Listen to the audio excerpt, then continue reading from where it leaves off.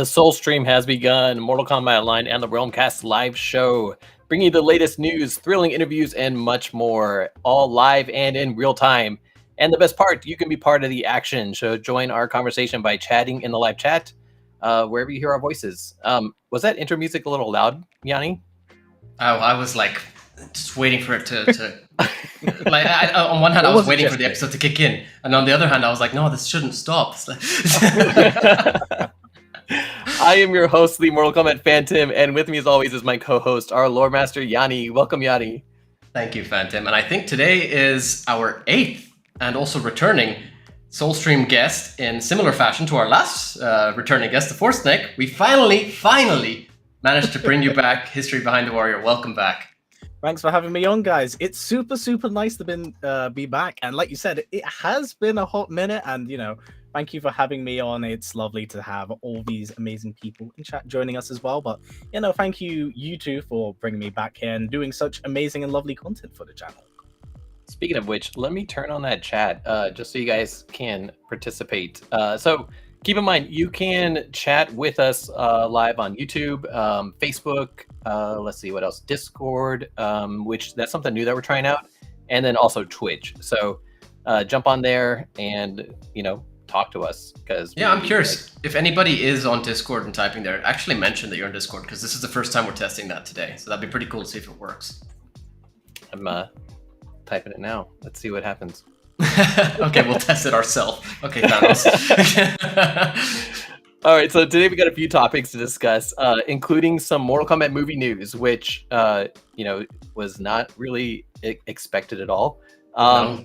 We have Ed's tweets regarding Mortal Kombat 12, the upcoming Mortal Kombat 12 announcement, and our big discussion topic today with History Behind the Warrior, which is an MK12 timeline reboot and what this could mean to the overarching narrative As you of like, Mortal depends Kombat. on your dialect. Yeah.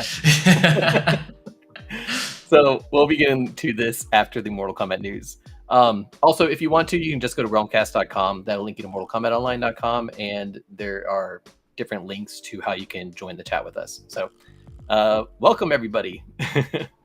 Yeah, it's good to see a lot of people here from the get-go. So that's awesome. And Phantom, I think the test has failed. Discord chat is not working on the comments, as far as I can tell. So if you are part of the Mortal Kombat Online Discord, it doesn't look like it's able to work yet. We'll figure that out for the next show probably. But in the meantime, YouTube, Facebook, what else? Twitch. I'm used to saying Spotify, iTunes, everything we air the Realmcast on, but I just saw it's just me, Mark, at Realmcast. I was the one who tagged you on Twitter about the spaceship in the teaser. Yep, I saw that. Everybody's been pointing out some interesting things. I've gotten comments ranging from Onaga's eyes to spaceship, as you said, and a lot more. Some things which were a bit more vulgar than I would have imagined would be in the trailer, but whatever you see works. Before we do get into it, though, I have to comment on this history. Firstly, I love the mouse pad. That is beautiful. Thank you very much.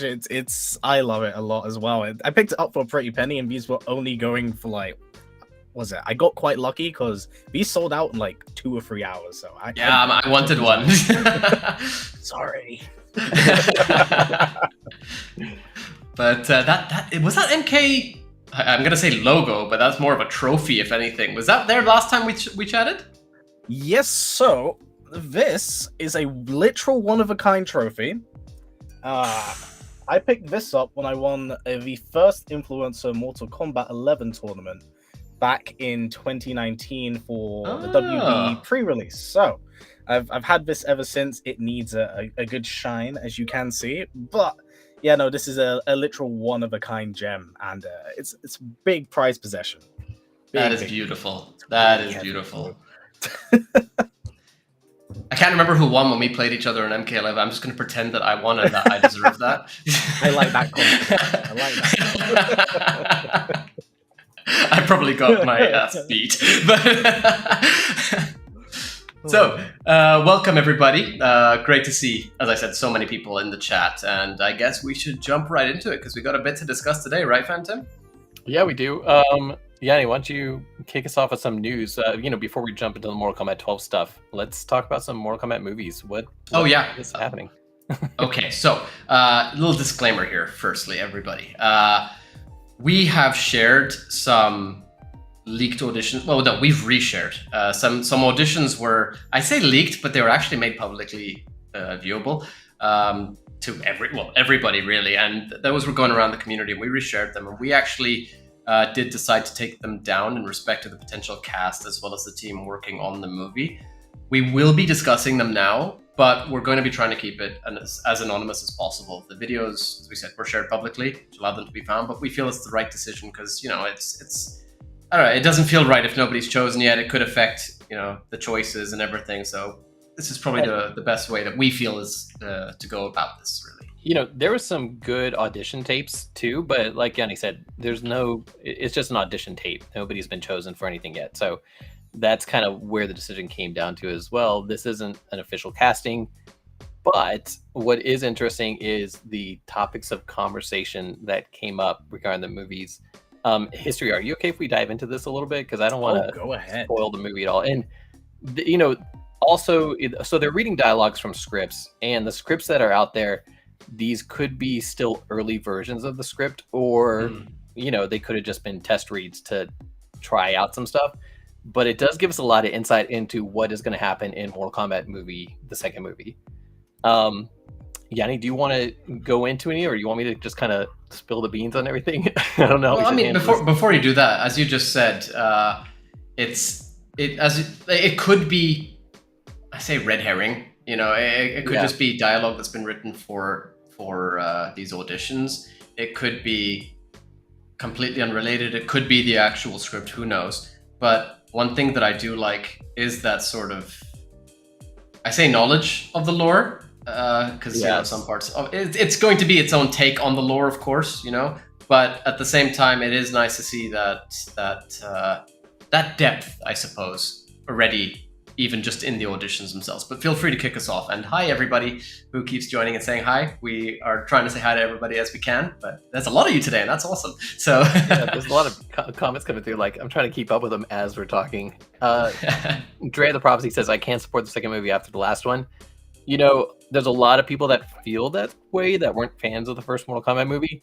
But I'll say this, the scripts that were being read during auditions, I am actually excited for the movie because, no offense to any of the writing in the last one, we've talked about it in a lot of our breakdowns with our script insider and things like that. But the previous scripts were kind of held tightly from the original concept that came from Mortal Kombat Legacy, or was it Legacy, right?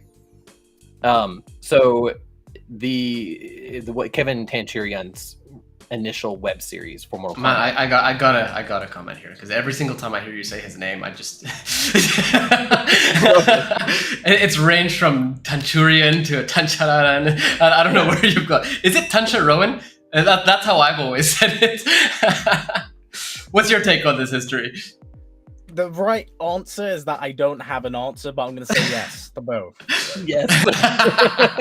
that way I'm not wrong, and it works either way. But honestly, that name, I think it actually might be a Thai name, funny enough. But I think it's different on what dialect it's spoken from in Thai. Well, so Kevin Takaran's original script, it got handed off to the studio. And the studio kind of kept stuff around, and what we got with Mortal Kombat was a lot of them salvaging what they could while the studio still insists on they hang on to stuff. So with the new script auditions that we received, there's basically been 4 or so readings that have come out. And in these readings, we got to see people portraying Shao Kahn, people portraying Jade, and people portraying an unknown person who seems like an oracle, or it could be the mother of Kitana, Sindel. So I don't see that one, but we can get into that when we get there. All right. So the Jade audition, the person that is playing Jade is talking to Shao Kahn and talking about her time. What was it? That she had kind of been plucked out of the slave pits. And oh, sorry, we just got a comment here. I had to pull this one up. It's just too good. I am going to say and point out, I love my girlfriend because she understands. Great to have you on here too.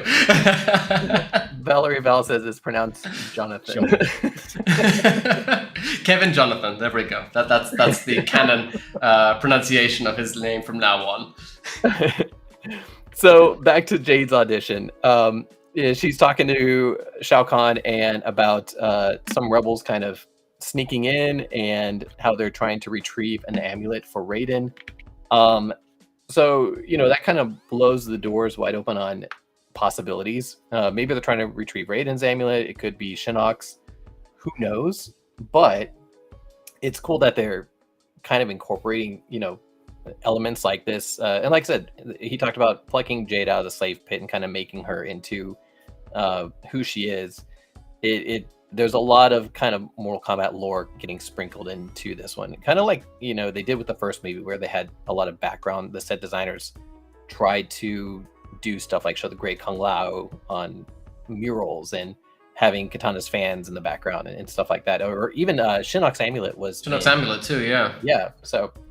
I don't know. So it's interesting. It's an interesting read that's out there, having her read through the script. And I don't want to go into too many spoilers on what the reading does, but so I'm not going to tell where the story's going with it. There's some clever little twists that they're doing with it. Another one was the readings for Shao Kahn, which he's talking to Kitana. He's kind of talking about wanting to be family with her and reuniting her family and stuff like that. And he challenges her. He's like, I told you to go out there and win, and you disobeyed my orders. And it sounds like he wanted her to finish somebody, and she didn't do it. And she's like, I told you I'd win for you, but I didn't say I'd kill for you. And so there's like this relationship dynamic. And the one thing about these leaked scripts or these script readings, I can't call them leaked scripts, but they really show much better writing, in my opinion. There's a lot more depth to the characters. And, I'm actually really excited for Mortal Kombat 2 because of this coming out. Yeah, that is actually something that I think we also shared when we actually talked about the first script, the first movie's version of the script that we went through, because we were able to compare the script with older variations of it. And as we've already discussed about the first movie script, now I've seen that, the reception to the first movie is polarizing. You got some people who loved it, some people who hated it, some people like, okay, in the middle, but they wish they did this and they wish they did that. And one thing that really did stand out and seems to be in a lot of rumors is that there was really executive interference. Yeah. So that is something that we all need to really bear in mind. When it comes to these sort of things, it might not always be the fault of the writer, for example. Now, one of the amazing things about this movie, in my opinion, is that the writer is Jeremy Slater, who did Moon Knight, for example. I loved Moon Knight, and he's done a lot of other things, which on one hand help his case, and on the other hand don't. Death Note, but like Moon Knight. Also on Fantastic Four. The bad one, the really bad one. But like I said, that tides change and people learn, so could be exactly good. Yeah. So that's the thing. We have some positives. And by the way, hi to everybody. Delara, nice to see you. Bassett Games, everybody. Archivo. But I feel like we're already seeing a step up in quality of writing just based on those auditions compared to the previous movie script. Because the previous movie script really, it felt like, for example, Cole Young. Was it Cole Young in the end? I don't remember what they decided on for the name. But just call him Lewis Tan. Cole's all. We'll get past all of it. Cole Jonathan. So Cole Jonathan.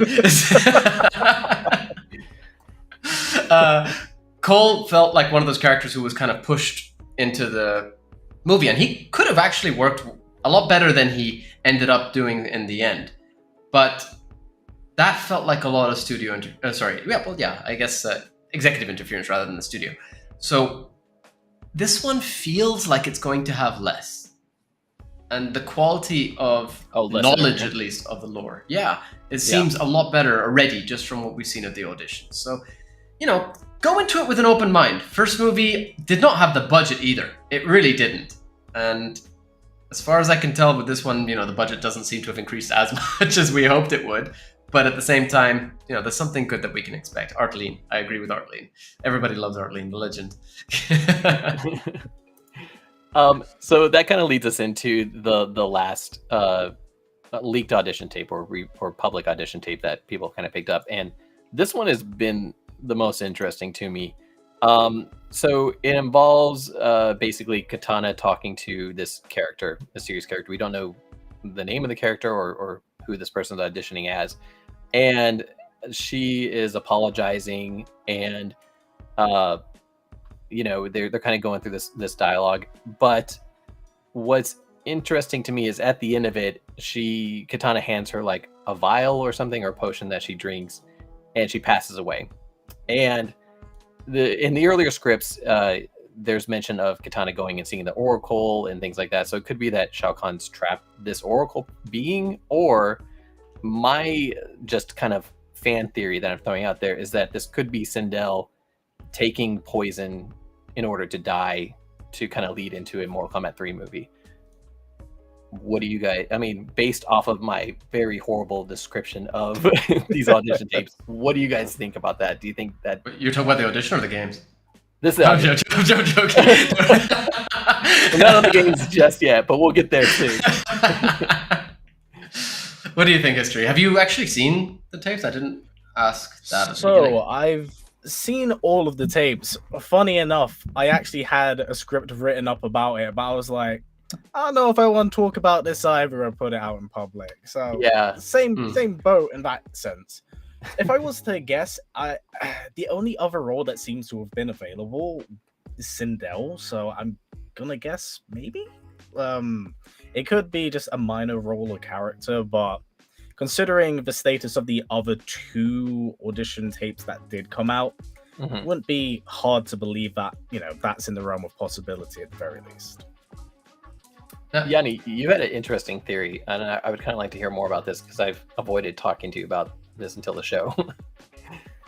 So I thought that, okay, yes, while Sindel may be an option because, the whole poison, etc., they do mention Oracle, and a lot of it seems to be very mystical in nature. I'm really trying to do this without spoiling, guys, sorry. But my take on it was it could potentially be Delia.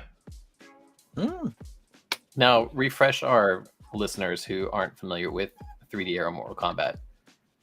Actually, we have another lore master on the show. History, please take the forefront. Well, Delia was one of the kind of gods of Edenia alongside Argus, held up in extremely high esteem. Delia was kind of seen as an oracle to the rest of the Mortal Kombat universe, being the mother of Taven and Dagon, foreseer of Armageddon as well, kind of predicting the oncoming future of, what could happen or what may happen. Didn't see that timeline reboot though, but still, even with that said, the possibility always kind of, was on the table. And I suppose even in this instance, in context with the tape itself, the idea actually bleeds over really well.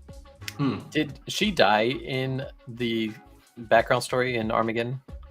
I'm pretty sure she did. I think both her and Argus got killed by a mad Dagon. Dagon, yeah. Okay. And this is one part that I don't remember. Am I right in saying that she created Blaze? Yes, it was.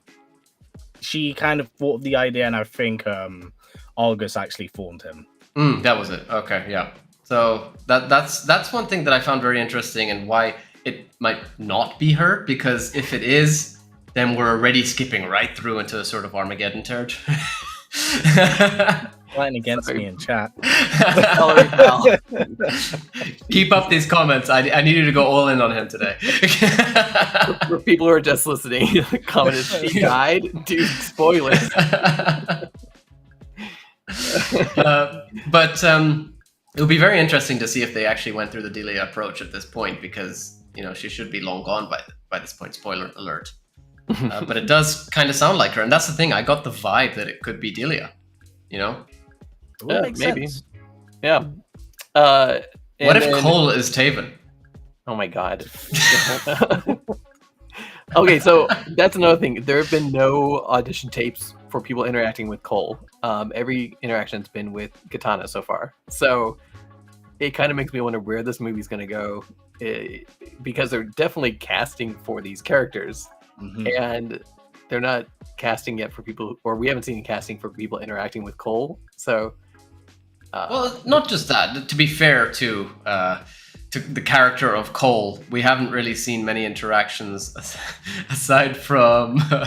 I just see all these comments and I try not to laugh, but we haven't seen many interactions really. And in fact, all we have seen is what we've just talked about right now. We've seen Jade, we've seen Kitana, we've seen Shao Kahn, and potentially Sindel or Delia or whoever could be a minor character, as we've said. And if you remember from our last Soul stream, we actually mentioned that Hiroyuki Sanada has apparently not been approached regarding his return to the MK movie sequel. Now, could this be him just saying that? Could it be that they haven't gotten that far yet? You never know.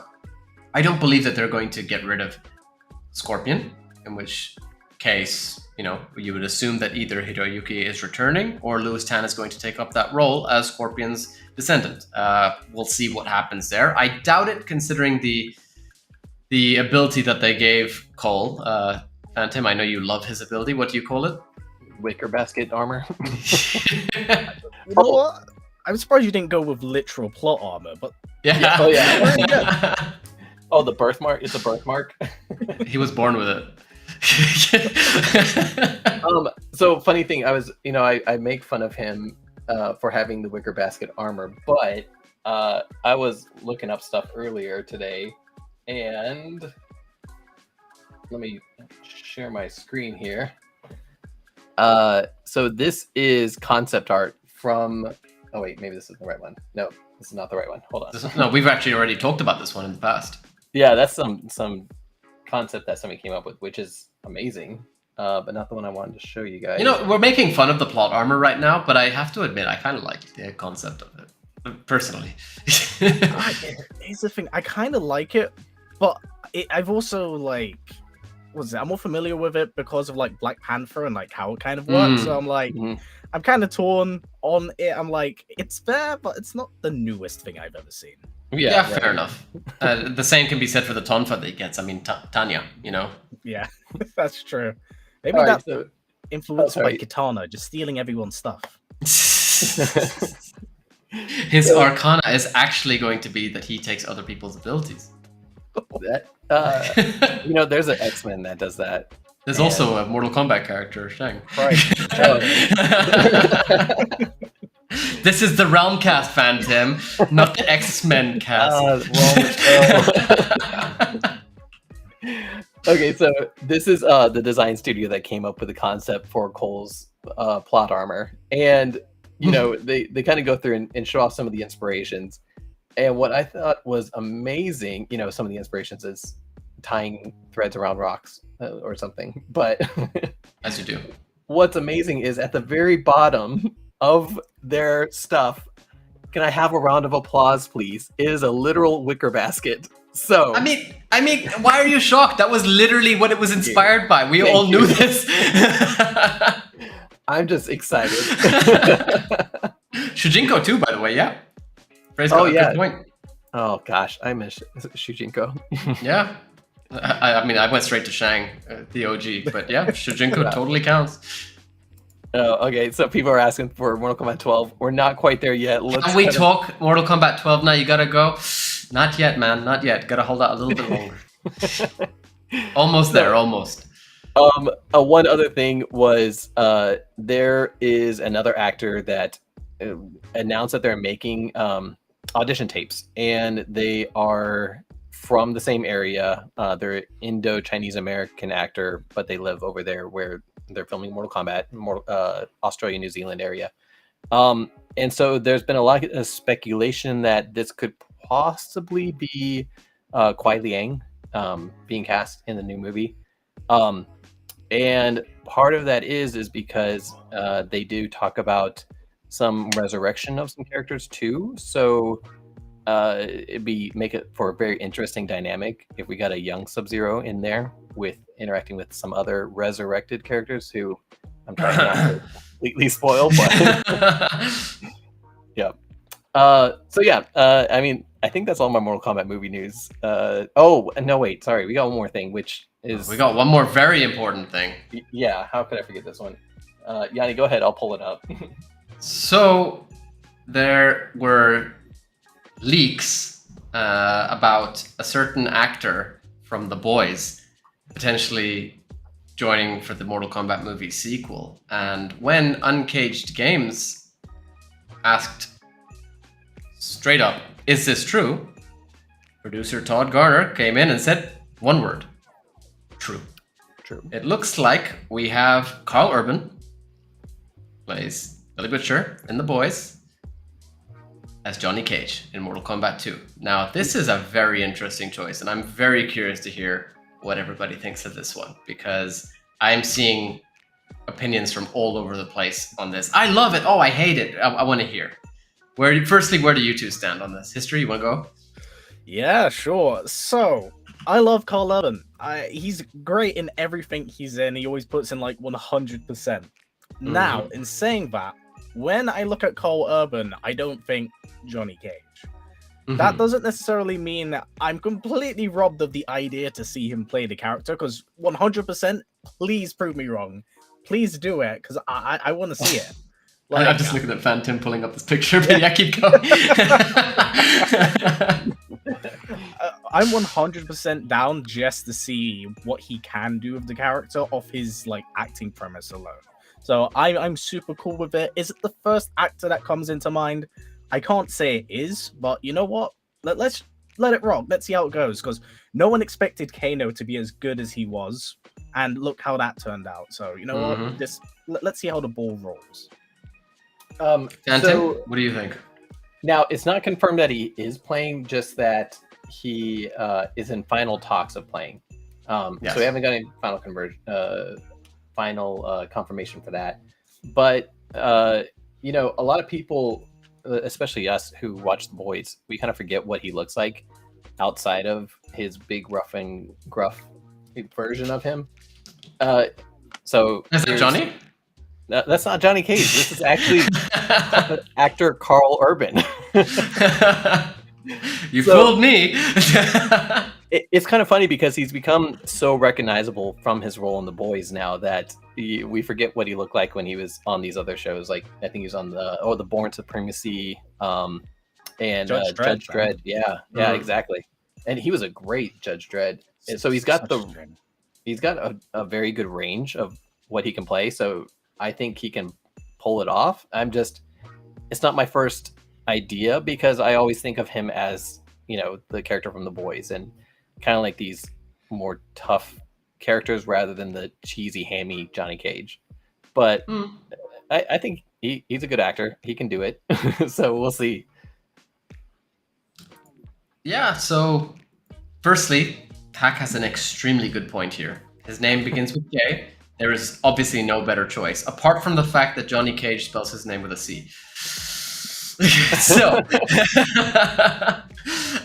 now, one thing that I'm noticing a lot with just fandoms in general nowadays is, here's Johnny, but is that we typecast a lot. We really do. We look at a specific actor and we think, you know, they played this person before, so they would fit as this character instead. So we're doing that right now. Billy Butcher, oh, Kano, perfect. Or Jarek, you know, they've got beards, they've got goatees, whatever you want to say. They act a certain way. He has a look more for Kano, but his sense of humor fits 100%. So this, I feel, is actually unfair to actors, because you don't want an actor who can only fulfill one certain type of role. You want an actor who's able to do anything, right? Hold on. Most. Yes, so, Phantom. Okay, you have you seen Fast and Furious? No, I stay away from that since I was a kid. It's about family, and I don't know if you know this, but okay, so there's an actress on there, and she plays Dom's girlfriend, and she actually deliberately gets typecasted for this very badass Latina woman, and so like every time Oh, she I know goes what you're into- talking about. yeah, and she does that specifically because she's like, hey, I know I can play this character. I'm gonna make money this way. So, and she does it good. Like every time she's in a movie, it's her. And you know, there's also Jason Statham, which anytime Jason Statham's in a movie, it's Jason Statham playing Jason Statham. So, you know, I don't mind if action heroes get cast as Sure. as themselves or whatever, or this character they play. But yeah, I do hear what you're saying. No, that's a fair point. I don't think I worded it correctly. I'm not saying that you shouldn't only, like, it's wrong for an actor to only be typecast, but I feel like it's unfair to judge somebody because they're not immediately who you would typecast them as. So, for example, let's just say, going with these, you know, stereotypical sort of roles, The Rock. In my opinion, The Rock seems to play a very similar character most of the time in most of the movies that he plays. That's his sort of role, as he would say, know your role and shut your mouth. So fair enough to him, right? But then Karl Urban, I don't know. It just feels unfair to go with that immediately. Do I think he'd be a great Kano? 100%. I guarantee he'd do an amazing job. But aside from the fact that we're not talking about family right now, you guys are distracting me so bad. So, but I just feel like while there may have been options that we may all have been hoping for instead, this could potentially work. For example, I really, really wanted Scott Adkins as Johnny Cage. I think he would have fit in perfectly. But that's me typecasting in a way. You know what I mean? Then again, if you watch the latest John Wick, it's not exactly along those lines, to be fair. But that's another perfect example. I'm not going to sit here and spoil it for people who haven't seen it yet, but like you get Phantom. like Phantom, yes. But you get certain actors who will play characters who you don't even realize it's them. And they do such a brilliant job. And I feel like Karl Urban is definitely a good enough actor to be able to pull off Johnny Cage. So this comes down to more of, will he be able to fulfill what he needs to for the role, rather than does he fit the role, if you get what I mean. That's a good way of putting it. Yeah, I hear what you're saying. Yeah, I mean, it makes sense. You don't want to make them one thing every time, because especially because it shows their range and offers them new opportunities. But I'd rather see him as Kano. I mean, I think that while he would be an amazing Kano, we have an amazing Kano as it is. Yes, that's true. Yeah. And that would be totally unfair to get rid of him, in my opinion. He was arguably the best character in the movie, aside from, Sub-Zero and Scorpion to an extent as well, considering how little screen time he got. But Kano was amazing. Kano was, not even arguably, Kano was talked about the most out of all the characters, I feel, in every single review I'd seen. And well, something that Mr. Midnight Owl had said previously on one of the Realmcast episodes was that if they can't have funny, cheesy Kano and funny, cheesy Johnny Cage in the same movie, because they're going to be competing with each other. So I'm kind of curious, if we do get Kano back and the same actor, if we're going to get that same version of Kano, or maybe they're going to give him an opportunity to do something very different in his own. So kind of getting away from typecasting him, which would be very cool to see. See, I disagreed with that when he said it, and I still disagree with it now. I said that I don't feel like you need to only have one character fulfilling that sort of role in a movie. It feels like you're just checking boxes with that sort of requirement in mind. Do you know what I mean? It's like, oh, okay, we have one funny character, that's it, that's done. Whereas you could have more than one funny character. You've got more than one serious character most of the time in most of these movies. You know what I mean? I get the point he's making for sure, but I totally feel like they would fit. And if anything, they would be able to play off of each other. It would be a perfect sort of rapport they could have with one another, even if they're on opposing sides. History, you got any other thoughts on this before I move us on to closer to Mortal Kombat 12? No, I think I'm all good for that. In like the instance of the movie, I'm just excited to see it come to fruition. I know they're in the process of actually getting things going, and like you said regarding the scripts itself, if any of that bleeds over to the actual contents of the film, then I'm really looking forward to it. Because one of my biggest gripes with the last movie was the lack of world building that was associated with most of it, because they kind of threw you in the deep end, didn't tell you anything, and they were like, we want to introduce a whole new fan base to this. We're gonna not say anything at all. Here's an OC we effectively made. We hope you like him.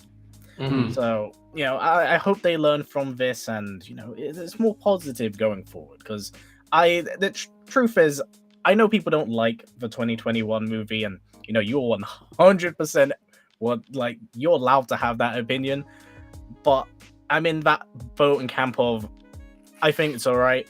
I wouldn't watch it again. What I want people to do is to learn from it and then give us another movie, because I don't want to have to wait like 20 plus years again to get another Mortal Kombat movie. I don't think I have that much life left in me for another one for that long. Like, let's learn, get to the next one. If it's ass, then it's ass, and then I can move on with my day. Oh, you know, wise words from history. If it's ass, then it's ass.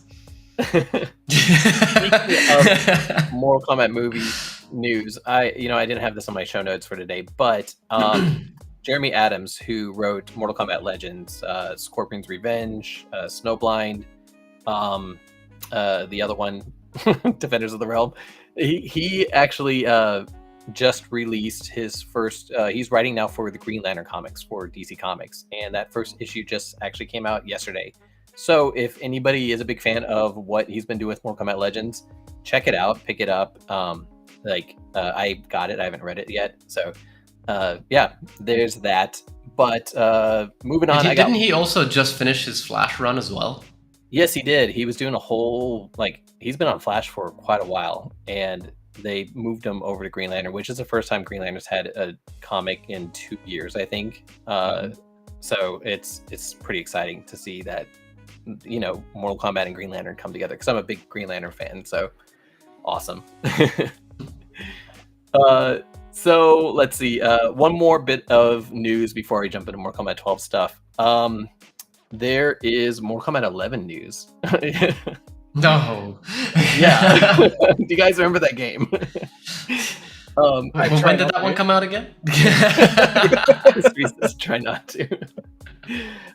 So Mortal Kombat 11, they updated their ads recently, and Boing Boing made a post about it on boingboing.net. Mortal Kombat 11, which cost $50, now has in-game advertisements and is for Hogwarts Legacy. So some fans were pretty upset about this. I've heard that they rolled it back to Mortal Kombat 11 ads in Mortal Kombat 11. I don't know what's going on here, but yeah, that's not a good look. It's really not. Sorry, but yeah, I know it's in, you know, same company and everything, but either stick to just Injustice or things that, you know, properly relate. Yeah. I'm curious, for those of us watching in our chat, how much did you pay for all your versions of Mortal Kombat? Because I know there's a lot of us out there that have like Collector's Edition, Ultimate Edition, Aftermath add-on. Like, how much total did you pay for Mortal Kombat 11? And now, how do you feel about seeing ads on it? How about you guys? It is a concerning sort of progression of the state of games when you're going to pay full price for certain games and then see ads for other games within those games. Especially when, I don't know, I quite like the menu screen for Mortal Kombat 11. It was minimal, but like beautiful in a way. And this is just an eyesore for me on top.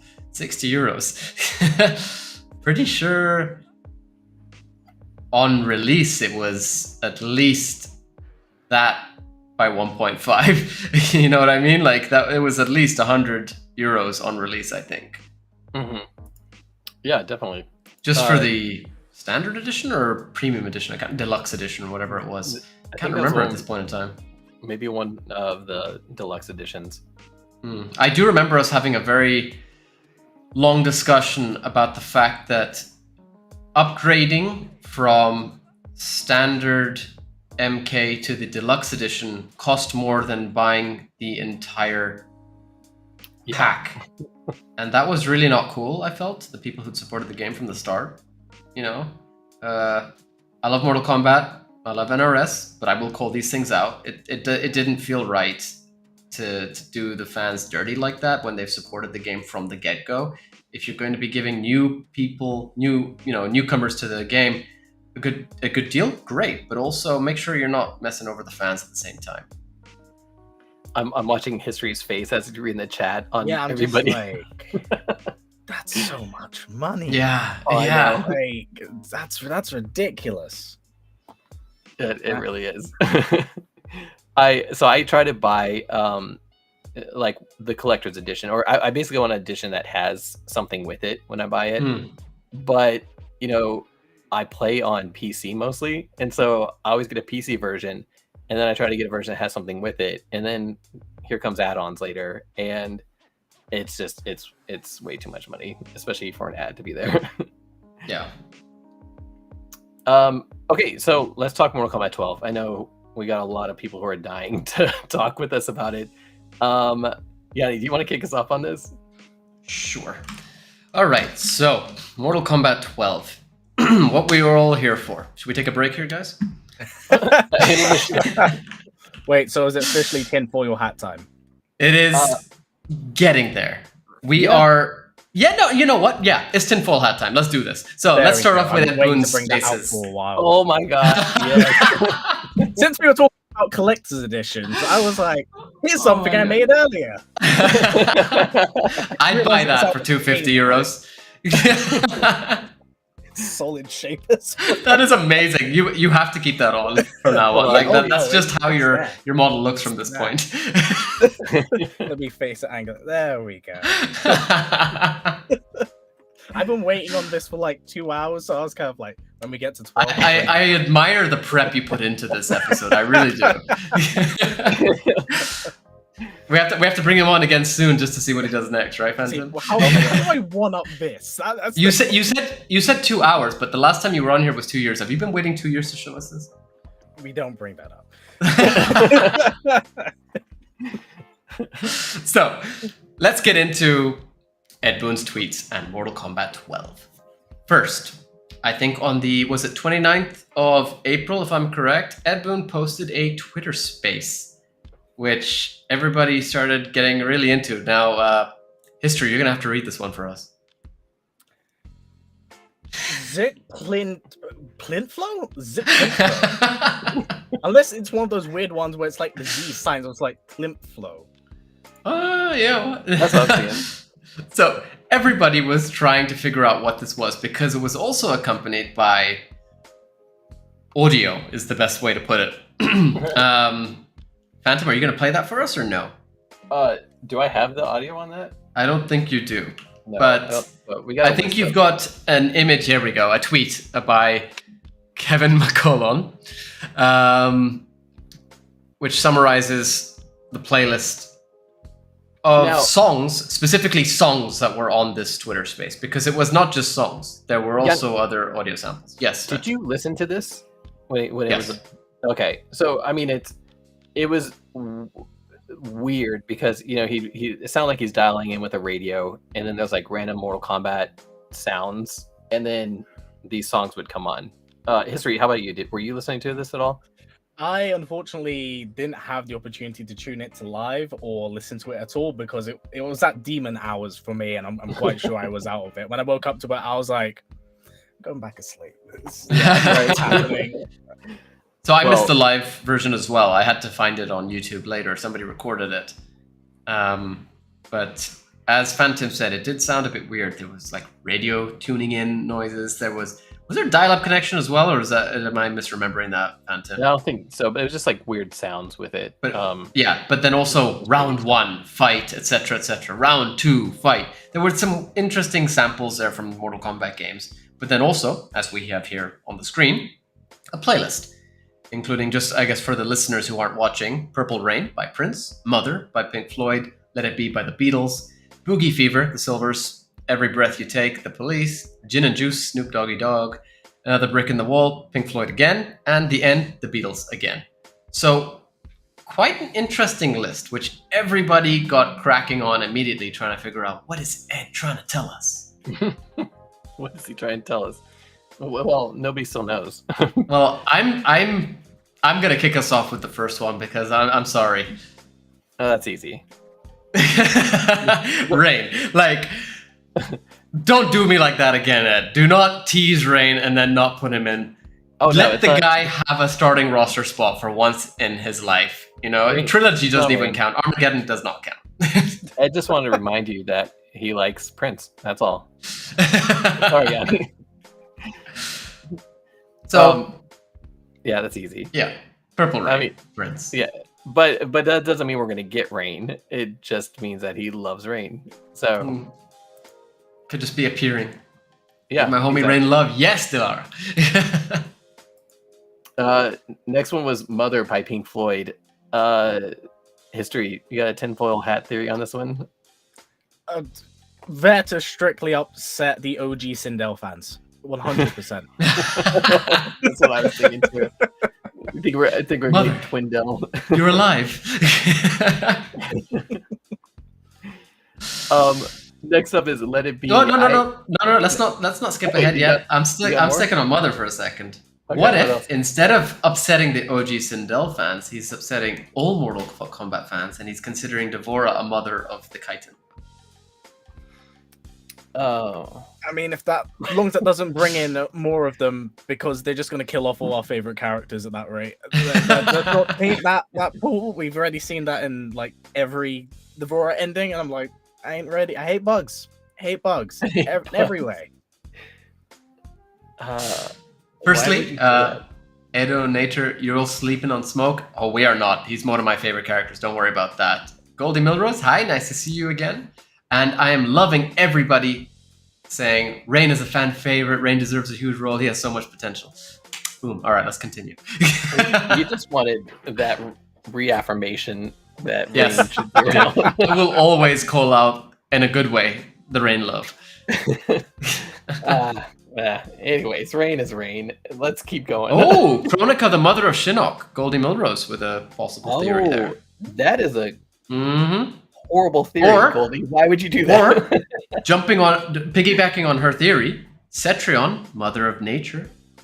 Oh yeah, Mm. yeah. I'd rather see Right. Cetrion than Chronica come back. Honestly. I mean, I'd rather I don't not want to have see to either. deal with Flawless Block Boulder and MK12. Oh, You know, the tendrils. Here we see all two right. artists come together. Hi, Goldie.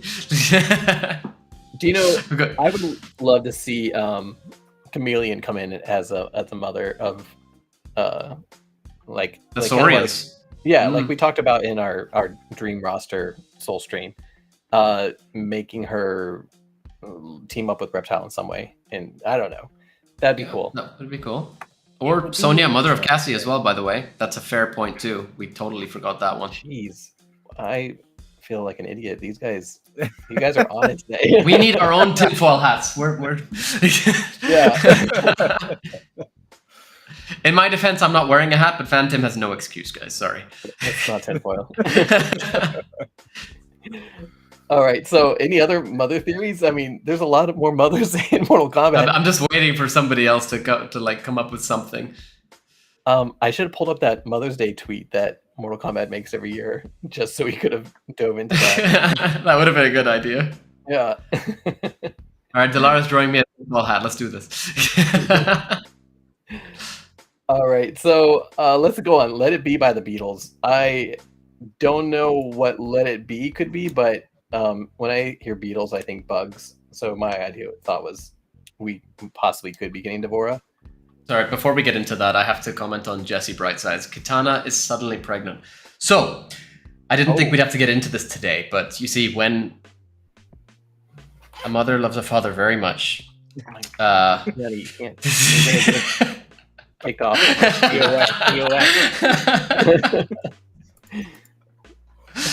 Okay, no, I'm just being really stupid right now. But you know what? It could be Kitana, for all we know. I mean, Hourglass the rest of the world time with Fire God Liu Kang. He's looking kind of hot and I'd say spicy, but I guess electrifying works better here at this point in time. You never know. A man shredded like a sirloin steak, so I don't blame him. I regret my statement. No, Jesse, don't take it back.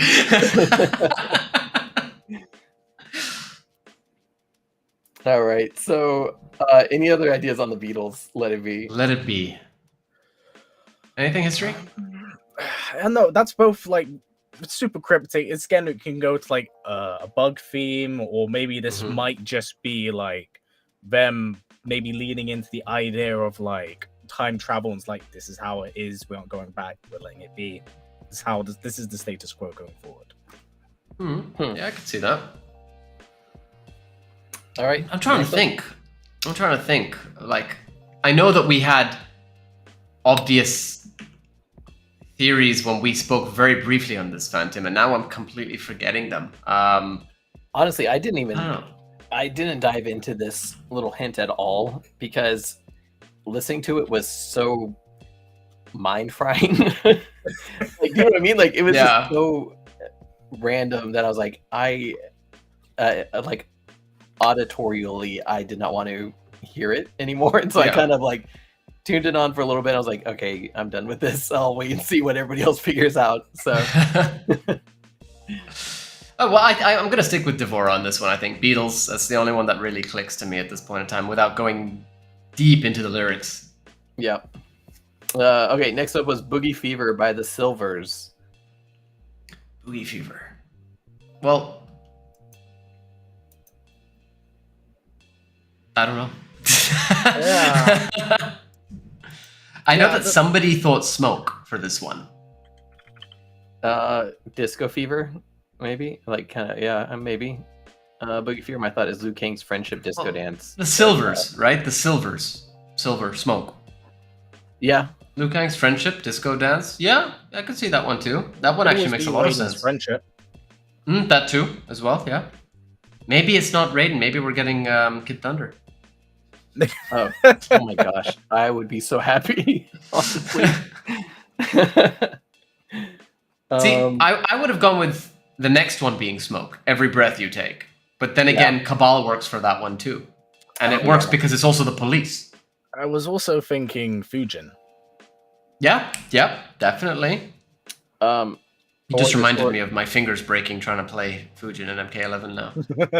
Or it could be Striker. Where he just shoots you every time you take a breath? It's the police. Maybe they're having Robocop come back. Oh, what did you say? History? Robocop? Maybe they're looking to curse people with bringing back Robocop again. You never know. I think I just hurt like so many people in here by suggesting that. I don't know. Silver Smoke works for me for Boogie Fever, but then we've got Raiden, we've got Liu Kang as well. Every Breath You Take, we've got Fujin, we've got Cabal, we've got Smoke, we've got, who am I missing? Striker. Yep. I really hope it's not him, but hey, everybody in the chat's saying Striker. Yeah, so but I mean, we're just focusing on the police rather than Every Breath You Take, right? But it does fit. I don't think we're getting Chrome. I'm pretty sure Ed has confirmed we will never get Chrome. That's not in the equation. Just such a shame. It really is. Oh, Viv Grimholt says the Silvers for the Cyborgs. Yeah, that would work. Yeah. All right. Boogie Fever, all different colors. What we got next? We've got Gin and Juice by Snoop Dogg. All right, Joe. Oh yeah. Yeah, that's a good one. I mean, that's it. That one fits quite well, but I'm just trying to think in terms of, characters other than Boraicho who might fit with this. Okay. Any well-known? Oh, yeah. Haven't seen anyone do this. Do you want to read this? Tag EB. Okay, deep tinfoil hat moment. I haven't seen anyone do this. First letters in each song, bottom to top. Tag EB, Ed Boon, ? LMP, late May PlayStation. I know Probnata, but just saw it. You know what? even if it makes 0 sense, I respect the tinfoil hat that you've got on, because you have totally just destroyed us. I'm upset that we don't actually have tinfoil hats for this episode. I mean, we got to the main me too. History's the only one. Gotta commit. It's... See, Snoop. This is what I was thinking. Snoop means smoke, right? Like. Oh yeah. It's like that old artwork of smoking kills, and then the guy saying, "Pff," and then he takes a drag, and then just smoke comes out the ground and uppercuts him. All right, next All right, Joe, Snoop Dogg. Okay, another brick in the wall. I'm going Tremor here. I was gonna say Tremor as well. I hope so. Like, Tremor needs so much more love. I was so excited when he came out for X. Like, that'd be awesome. Such a cool character. Yeah, he really is. Okay, you guys continue with Tremor for a second, but I have a crazy tinfoil hat theory coming in a second. But yeah, Tremor, agreed. I would love to see him. I think that he really deserves a lot more time on the roster at this point. He is such a cool character. I mained him for quite a while in MKX, actually. He was just so good. Or Garrus. Could be, but I would say he's more Sandy than Ricky. That works. But yeah, you never know. Okay, here's my tinfoil hat. I can't wait anymore. I'm sorry. It's too late. Another brick in the wall. Pink Floyd. Ed has always said if he does another ninja, they'll be pink. He'd love to do a pink ninja. We've already gotten the orange ninja with Takeda, technically. Pink makes sense here. And then another brick in the wall. Another ninja in the roster. I did warn you it's tinfoil hat, but... I mean, the series kind of needs a new ninja, because we haven't had a new ninja, really, since Tremor or Scarlet, and they kind of already existed in their own separate entities, so I think we'll... I'd argue Takeda, potentially. Yeah, no, you if anything, he's the most ninja out of them all, if you think about it, other than Smoke. Yeah, no, he is. In saying that, they don't seem to like the character, so I guess we're not gonna see him. I will never understand how we got Jackie and not Takeda in MK11. I will never understand that. All right, so topic makes me sad. Here's a fun thing that I hasn't been said in the public that I do know of. I do know that Takeda was considered for 11's roster, and it was one of the many characters that was on the cutting room floor. I know there was a few. I know there was someone in the studio pushing really, really hard for Havoc, but never quite managed to get enough. The studio's like behind it because it's always a team effort. But yeah, they were like, we could shove him off for a little bit, and I know it's actually made a lot of people go, we would have liked him back. And but considering his gameplay from X to 11, I'm okay with biting that bullet and saying, I don't think he would have worked.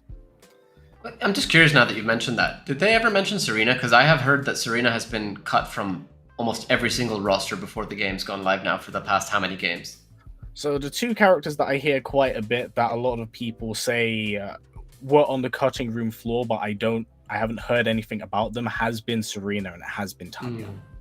Okay, it's that's been those such a shame. I've heard so much about, but I'm like, from what I've ever heard about it, they were never at one point like kind of considered for it. Okay, all right, interesting. Back on the topic of a possible pink ninja, Ali says the same, or sorry, Ali says the same thing that I was thinking. No, wait, not that one. There's not that one. I saw you bring up another one. Wasn't that Edo? Edo Naito RR? Let me see if I can find it. But basically, as far as it's Jesse Brightsides. There already is a pink ninja, and I'm probably gonna get yelled at for this because it's magenta. But Melina, she is pink. Like, that's our pink ninja, right? Sure, but with that logic in mind, I feel like you could argue that, hey, Kitana shouldn't exist because Sub-Zero is there. They're both blue. Oh, so you think we're gonna pink male ninja? Yeah. Oh, possibly. That'd be interesting. Maybe. But there's another comment that you should bring up. Where was it? Firstly, Edo's comment about Ed. Oh, yeah. You see that one? Is it this one? Yes, this one. I remember this. Go Ed ahead. did say very likely for Tremor being in the next game, so that one kind of fits quite well. I think that's a very good point. And then there's another one by Pumpkin, which is Chameleon is a rainbow ninja. Oh yeah, And that's yeah. also a very good point, because if you think about Dark Side of the Moon, Pink Floyd's album, that is a prism, right? The rainbow. Yeah, maybe. I mean, I don't know. I think these songs are chosen specifically for a reason. It might not even be character related. Like the Maybe last not, song, but it could be multiple meanings. the last song on the playlist is "The End" by the Beatles. So that, like, maybe this, yeah, like maybe there are multiple meanings, or maybe the end could be kind of hinting at what happens with the next little reveal that we got. So What about Blaze? He was considered the end, Armageddon. oh, that would be interesting to do. I That don't would think be we're... very interesting, but it's one of those weird things, right? If we're going like full reset, and they've kind of changed how things are going, and they're rewriting time and stuff. Would Blaze be pivotal or important again in that instance if the Pyramid of Armageddon doesn't exist? Right. Potentially, but what if we are... Because right now, this is one thing we haven't actually talked about yet. We don't know what's happening with Mortal Kombat 12 right now, but everything is pointing towards a complete reboot, right? But what if we're not just going right back to the OG tournament, or what if we are and then we're getting something else? What if it's something completely different? And for all we know, Blaze pops up. Maybe it is Armageddon this time, except we've skipped everything else. We're at Armageddon from an earlier point, and we're moving past Armageddon from the get-go to say, hey, there are no more reboots after this. Because if we're honest here, they have rebooted too many times. And it looks like they're rebooting again. So I have a sneaking suspicion of what they're kind of going for, to be fair. Yeah, same. All I right. have some ideas. But maybe our ideas conflict with each other, and that'll be interesting. Should we talk about it now, or should we save it when we get to it? That's the real question. I think we can, this next little tidbit, I mean, we can kind of talk about this, and I think that'll kind of lead into some of these ideas. So NRS released, or NRS Warner Brothers released their gratitude video. And this is kind of what kicked everything off here. And I'm just going to fast forward it a little bit. Let's see. Yeah, I'll fast forward it right here to Ed's. And I apologize to everybody at NRS who I just skipped over. Well, thank you all as well, for the record. But here it is, the actual, it's Tremor. little moment. No, don't do that. You're going to confuse everybody. So we see the inside of the hourglass and the very last grain of sand, which this is some great imagery that they got going on. It explodes into what looks like a galaxy of... It explodes into Ed Boon. And then the toasty sound cues right here. Toasty! And then we got a galaxy. So, yeah, I mean, that is kind of where we're at. And let's talk now. I think now's a good time to talk about. I think now's a great time to show off all the amazing memes that I put literally 10 seconds into for each. Did you send them to me? I just opened up the Instagram. They were so stupid, but people seem to appreciate them. So I'll take that. I've been so happy with all the MK12 news because it's revitalized my meme machine, you know. I mean, if you're not following, I don't blame you, but you totally should, because I make some really stupid jokes. I haven't signed in to see it all. Ah, that's lame. So yeah, here's Mortal Kombat meme realm for everybody who is interested in Mortal Kombat memes 24/7. Keep this up for the next clip then. Let's move forward. So that grain of sand. I mean, I think we're all on the same page here. Thank you, Delia. Nice stupid jokes. So we're all on the same page here in the sense that this is clearly telling us that the universe is sort of being reborn. If everything is being rebooted again, correct? Yeah. More or less. Well, you're both wrong. It's Tremor. Okay, no. It's Garrus. Garrus is finally getting his revenge. He just came back from that one grain of Yeah. sand. He's You know, like you could Cell. actually argue that he could, because you know he manipulates sands of time. He was helping Kronika who had the hourglass. Technically, he could have been made from the hourglass, or Right. the sand within the hourglass. He's like Future Cell from Dragon Ball. He just keeps coming back. Exactly. So, all right. So, what are your ideas? Let's hear them, guys. Well, I personally think that if we're going off the grain of sand, I think that it's supposed to be kind of symbolic of a new universe being born. I think it's the equivalent of like Liu Kang's Big Bang to start off this or kick off this new era. And the thing is, we've always talked about the hourglass, but we haven't really talked about what each grain represents. Does it represent a universe itself, or is it the binds of time or the limitations of it?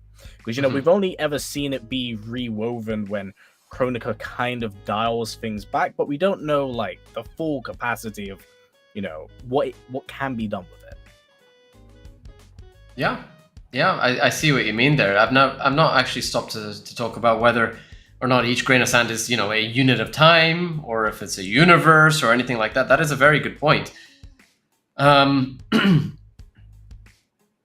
I was thinking more along the lines of what happens if the hourglass explodes, because we know that the crown was made by Shang Tsung, or at least with Shang Tsung. But we don't know about the hourglass, do we? Because No. as far as we can tell, Kronika is this Titan, which I really, really hope is forgotten and decanonized. I'm sorry, but Titans have no place, in my opinion, compared to the Elder Gods.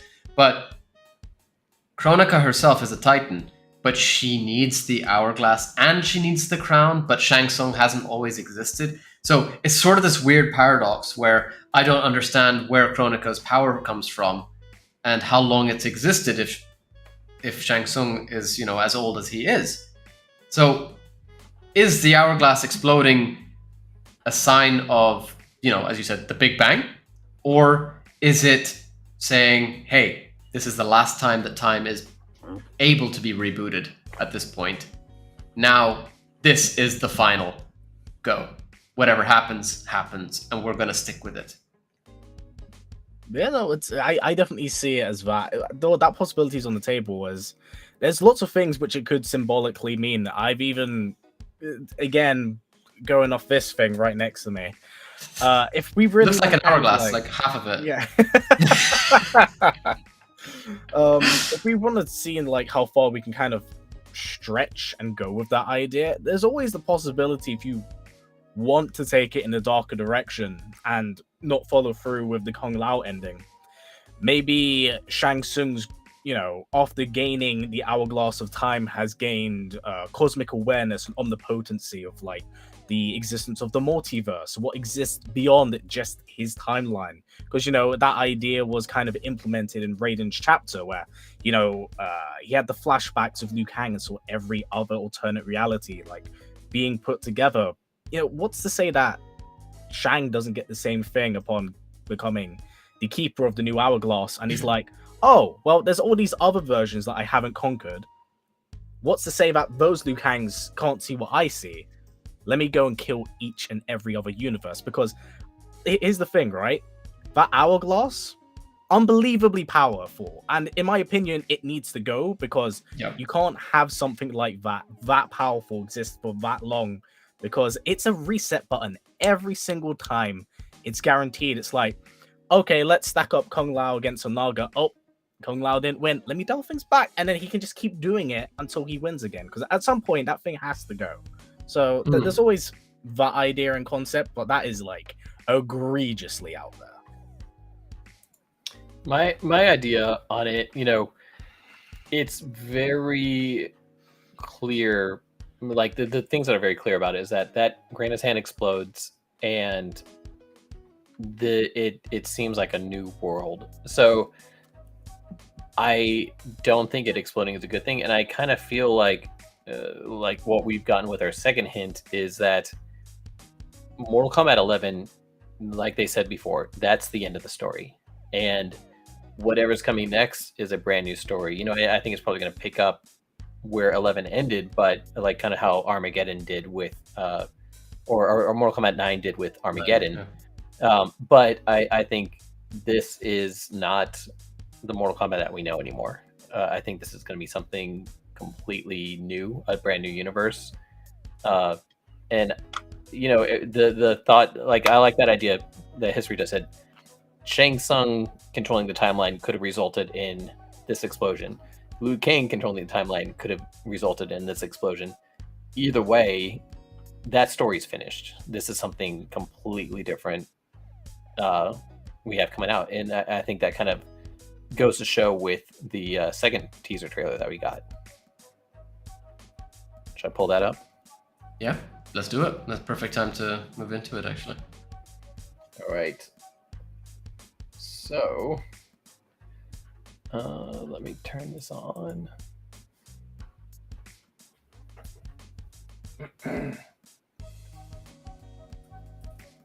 All right, so the second trailer, which just dropped, was it yesterday? Yeah, Yes. yesterday. You want some sound on there? I don't want to because we've had issues before with Okay, gotcha. turning sound on stuff. But yeah, so it is just the clock trailer, which Yanni has plenty of memes for, and there was so much potential there. Okay. So this was accompanied by Ed's tweet saying, "What time is it?" I think it was. is that what Ed said? I know Think Mortal so. Kombat had some of the specifics to say about it. Let me pull up their tweets real quick.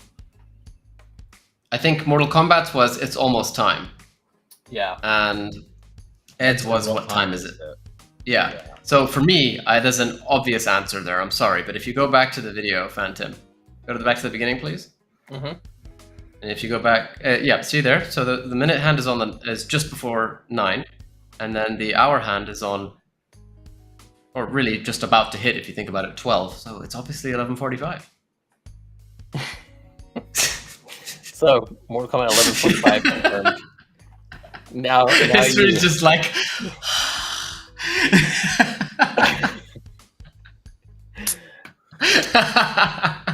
yeah. You did this. Cheers. So now you understand my life right now. I know why you didn't bring me back for so long. Don't worry about it. Yanni's been off the rails since he left. The best part is I take this so seriously because I see people commenting like, the hour hand is on 1 now, and then somebody's like, that's not the hour hand, that's the minute hand, and I'm like, guys, what are you talking about? It's the second.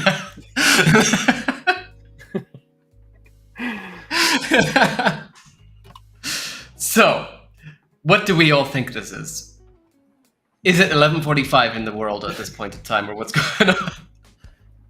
I'm not ready to commit to this bit because I'm already feeling like my brain regressing. Thank you. With each second, a sip of this goes lower and lower. And lower. With each second, or with each skipped second? How does that work exactly? Oh no, let's find out. Press play.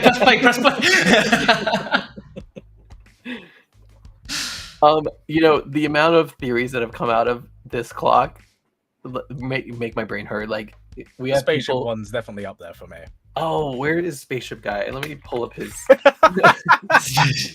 You got a name, man. You've got a name now. Trademark, change the Twitter handle. Spaceship Guy, MK12. I don't know if I can find it still. I don't know if I still have access to it on my chat.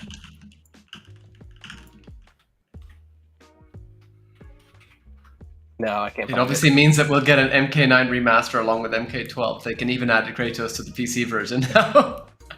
Well, we've got the assets, don't we? From technically from God of War.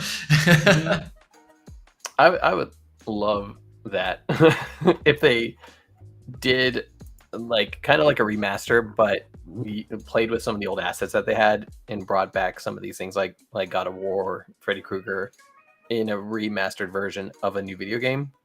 I mean, they kind of already do that with with 11. Like, you know, you had Terminator who's using Predator's stuff. So why not give us what we want? It'd be nice, but I'm pretty sure the unfortunate nature of regarding like an MK9 remaster is just that Freddy Krueger inclusion. I know. It's not happening. It burned them so bad. It really did. So for those who don't know, they ended up having It's this just whole... me, Mark, is spaceship guy, everybody. Oh, they find him? Yep, he's back. Yes. So the hero himself. It's just me, Mark. Send us a screenshot of this. And I don't know if I can find the exact timestamp on here when it happens, but he noticed a little tiny... I mean, there's so many things floating across the screen, but he noticed what he believes to be a spaceship. So are we getting...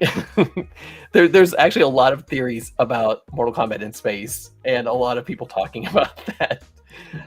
I will be as shocked as I was with Rambo if that's what we get. You still owe him an apology for that, by the way. Yeah, I'll call up Stallone when I get off here and be like, you know, I doubted it. So yeah, everybody is talking about what does this mean? You know, like in all seriousness, I'm going to say with quotation marks because I'm 100% going to make a joke at some point very soon. But we start off here. Time is obviously ticking. It's, as I've said, 11:45. This has a point. I promise you. It's obvious that time is supposed to be ticking towards 12, right? We're all expecting it. This trilogy, if you go back to the beginning again, Phantom, are you able to loop it? So it's obvious that we're sort of talking about this, I say trilogy, really, because we've just finished 11. We've had 9, 10, 11. It starts off from the 9. We've gone through 10, X. We've gone through 11. And we're all expecting 12. And then NRS like to screw with our minds and say, hey, no, there's no 12 here. We're going straight to 1. So everybody's been talking about Mortal Kombat 12. Mortal Kombat 12. Mortal Kombat 12. And then NRS are also saying, but what do you mean 12? There is no 12. We're skipping 12. Yeah, there's been a lot of tweets like that. Yeah. And now, all over Twitter, and really, well, everywhere, everybody's saying Mortal Kombat 1. Phantom, you're going to need to pull up the latest picture I sent you. This is my theory. And as much as it's a joke, I'm actually serious. Oh, so we really committing to this bit? Well, I'm committing. I'm going all in. So everybody remembers Mortal Kombat 1. Well, how about Mortal Kombat 1, 2? So, I'm going somewhere with this, I promise you. Mortal Kombat 1, 2. Does that look like 1, or does that look like 2, or does that look like 12? Why not both? Right now, we're rebooting the entire series. We're going right back to the beginning. It's the 12th entry, technically. It's Mortal Kombat 12. But it's also Mortal Kombat 1 again. Mortal Kombat 1, 2. History just keeps taking shots. I've got a bottle behind me. I'm ready. I mean, I ain't gonna lie. I think it'd be very interesting in some instances, but I've also come under the form of trilogy fatigue because we keep seeming to want to stay between Mortal Kombat 1 to 3 when it comes to it. Because we've seen Mortal Kombat 1 to 3 rebooted in MK9. Kind of a very loose adaptation for the 1995 movie, of course. Annihilation doesn't exist. We've seen it in other forms of games, media, and the comics. It's why, like, with a reboot in place, and if you specifically think about it, how many more times can we empathize and feel sorry for Hanzo's family dying? I'm like, oh no, they're dead. But this is a perfect time. This time. This is a perfect time for me to just quickly interrupt you, Phantom. Please pull up the previous image I sent you.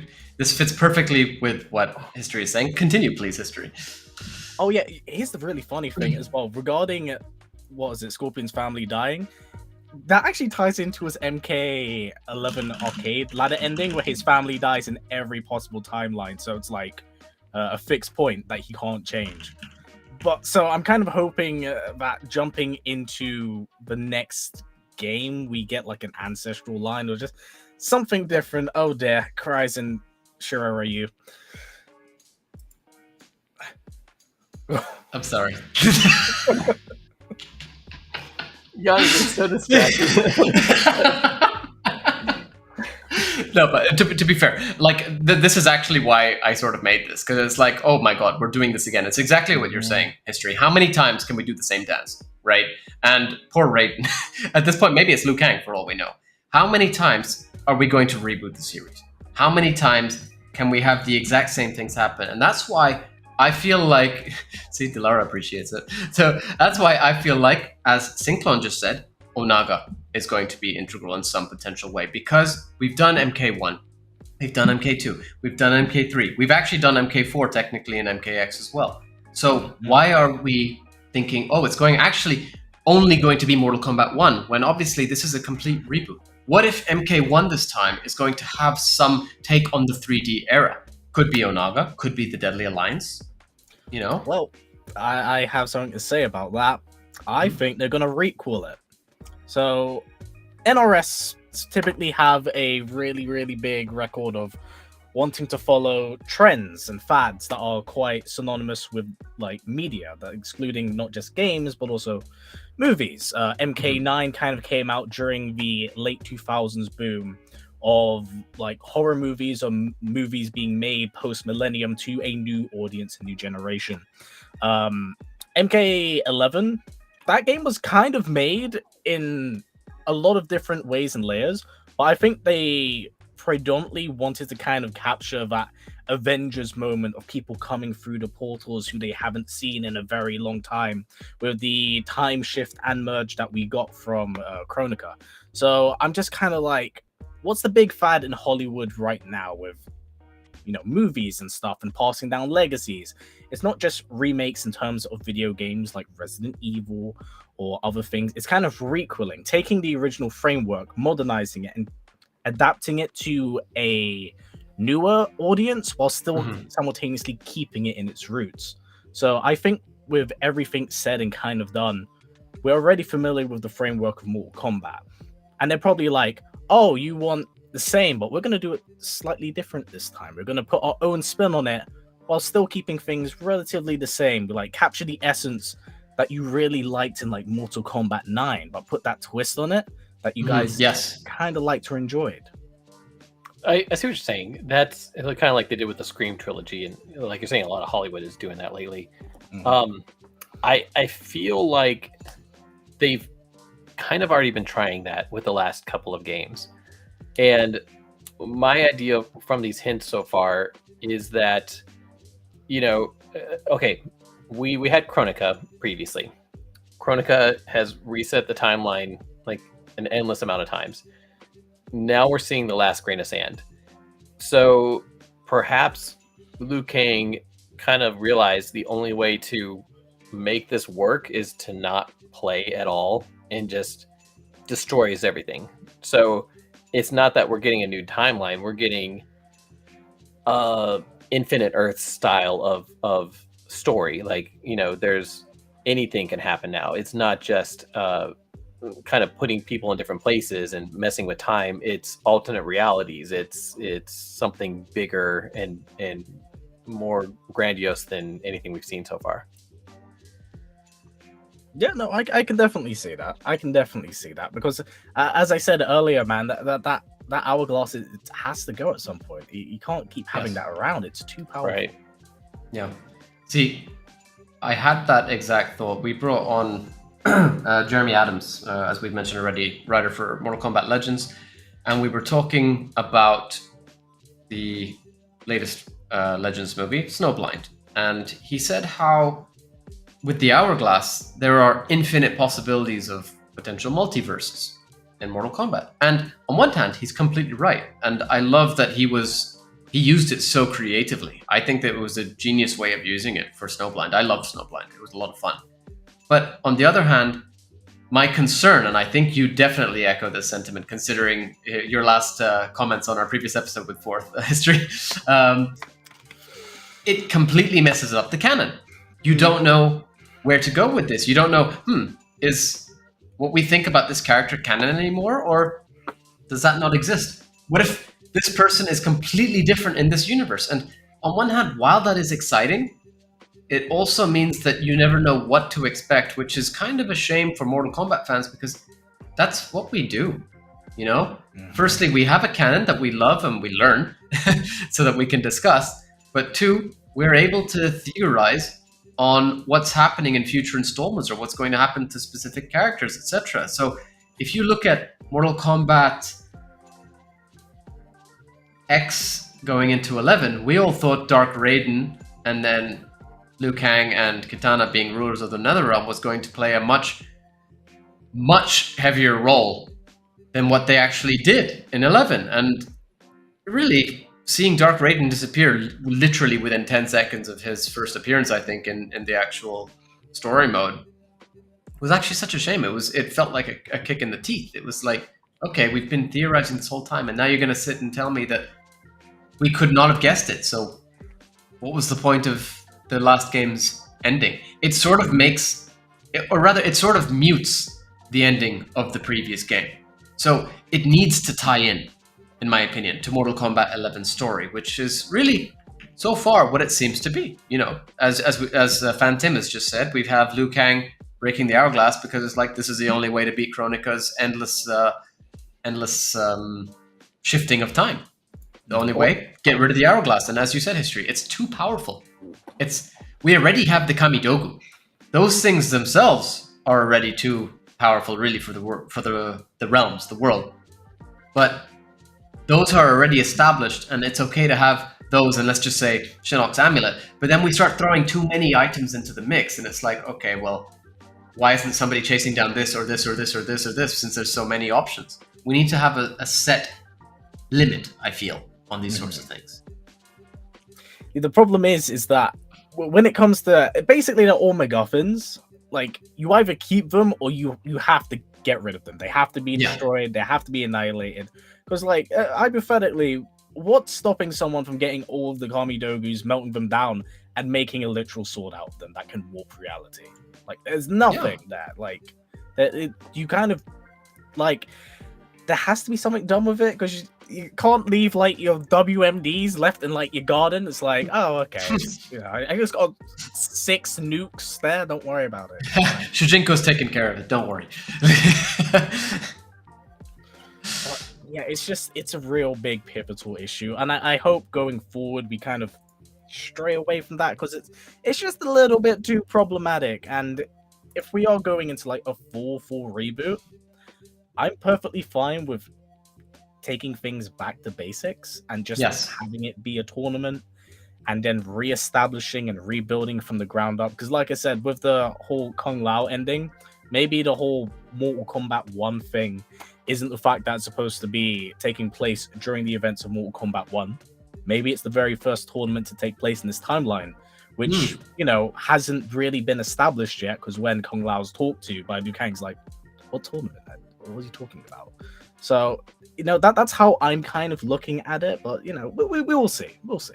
Well, that actually ties in perfectly to what we were just saying about, you know, needing to lead on from the previous game. That was one big issue everybody had with 11, not leading on from MKX's ending. So if that is the case with Mortal Kombat 11 leading into 12 or 1 or whatever you want to call it, if it is the first tournament, that's a perfect way, in my opinion, because that firstly tells us, hey, we're going from Liu Kang's ending, the good ending, I suppose, in MK11, into the Great Kung Lao, which everybody really does want to see, you know, into the first tournament. And that actually fits very, very well. And that would be something that I think we've actually already discussed, if not with you specifically, History, if I remember correctly. I'm not sure. Here's the crazy thing, right? There's so many legacy characters at this point, and we learned their heritage. Like, so much has been done with the Matoken line, and you learn about the Night Wolf mantle. Hell, the Scorpion name could also end up being a mantle with a different member of the Shiryu. Why not the original Hanzo Hasashi who got killed off and by a poison tea? We already know there's some form of ancestry with Kenshi and what was it? And Sub-Zero, with a family and a grandfather being a cryomancer as well. The portrait we had in the the cursed that awful stage, Sky Temple back in MKX. Oh yes. Like, there's a lot to work with here. It's just like NRS having their thumb on the trigger and choosing not to press it, which I'm hoping isn't the case here. I don't know. I think that this history thing. Sorry, Phantom. Just quickly, I think this history thing is the perfect way to tie everything together for the games and also for the fans of the game who love the lore. Like, as you just said, these are characters that we've wanted to see for so long. Great Kung Lao, certain characters who may have come up in the past, Jared, for example. You know what I mean? Like, there's so much potential here that we could see. And yeah, okay, that might mean that we're missing out on certain characters from the future. I'm perfectly happy to see SF characters disappear. The Special Forces can just disappear entirely. I don't mind that. But this allows for all the older sorts of characters to really get a time to shine, if this is all the case. Phantom, sorry, I interrupted you. You know, so there's a lot of comments coming in right now, and I'm kind of watching them, and there's a lot of different things that people are talking about. So Trey, let's see what his name was. Dre the Prophecy states, you know, if they've stated in the past that they're not going to be doing time travel or anything like that anymore, and I think that kind of coincides with what we're saying, is that this isn't necessarily a time travel story. This is a complete Mortal Kombat reboot, and it, like Yanni said, it could be going back to the first tournament. Mortal Kombat, like, the one could signify that there's only one universe now. There's no timelines. There's no Hourglass. This is it. Like, this is our Mortal Kombat from here on out. And correct me, guys, if I'm misspeaking for either of you in this idea. Well, history brought up the idea first, but just that. Yeah, no, it's on point, because it would make sense. Again, I think we can all agree here. The big problem with Mortal Kombat right now, especially after all the changes and kind of retcons it has, we need to streamline it again. Have it make sense a little bit, so that way people can follow it. Even if it is another reset, it's what I said about going back to it being a recall. It's like, okay, it's a reboot, but it's still a sequel in itself, taking it as well as a prequel. Yeah, it takes us back. It combines all aspects of Mortal Kombat's identity, nature, and heritage with its legacy. The only difference is now we get to see it play in real time. Like, I love the idea of maybe getting to watch Shang Tsung before he fell to the hands of Shao Kahn work in real time, and see his actual downfall, and maybe the jealousy he grows towards, like, Kung Lao, who's this up-and-coming Shaolin monk. Shaolin monk, yeah. Yeah, because what was it? Don't forget, in the original concept of Shang Tsung, he was called Shang Lao.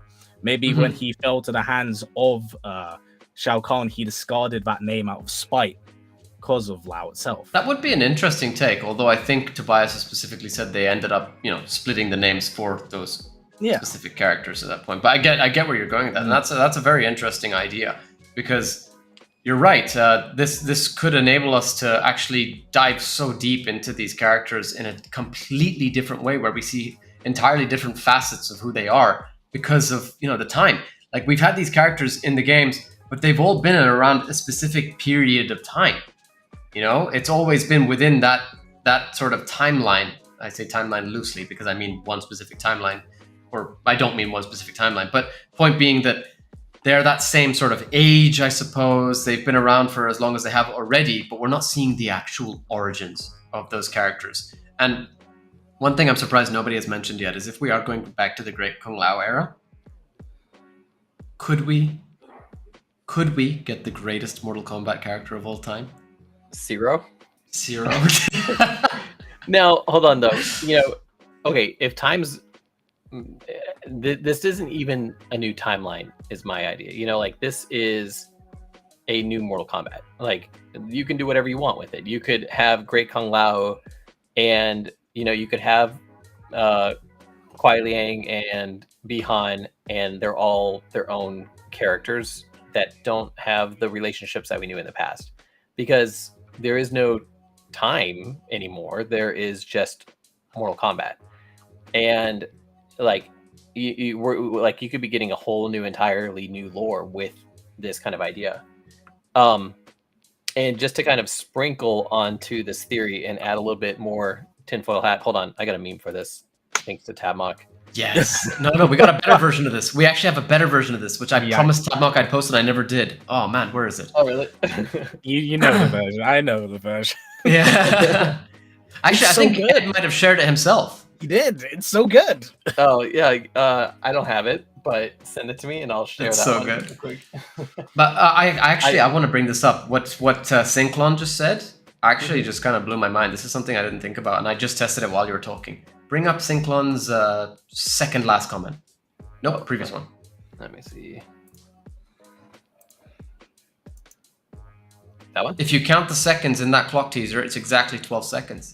That's cool. That is true. Is that true? I just tested it now. That's pretty cool.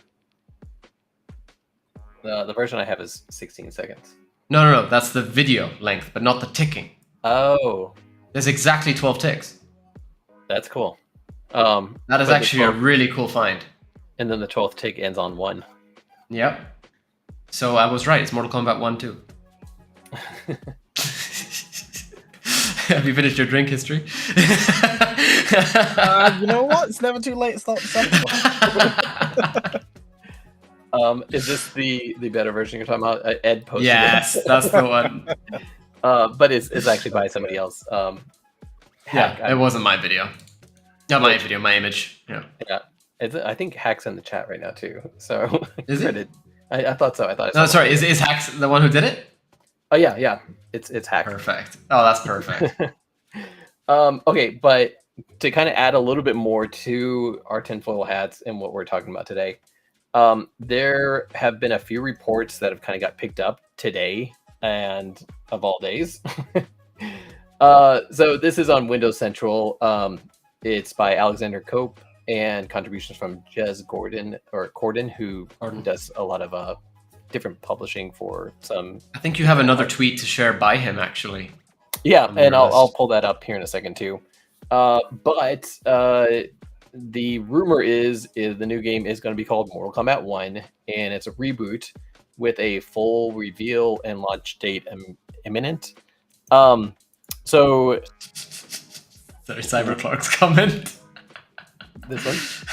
But since 4 ticks remain in one place, that leaves 8, meaning we're getting MK versus DC2. Oh.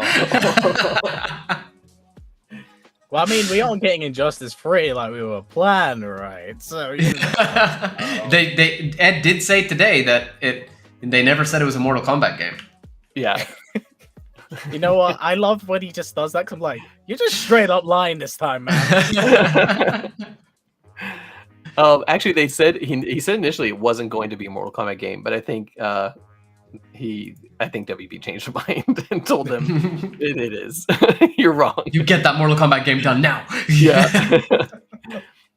So this article, it goes into a couple things. First of all, they say it's a reboot and it's called Mortal Kombat 1. So that kind of adds to that theory of this is a brand new Mortal Kombat game, or an origin story, a reboot, prequel, something of the sort.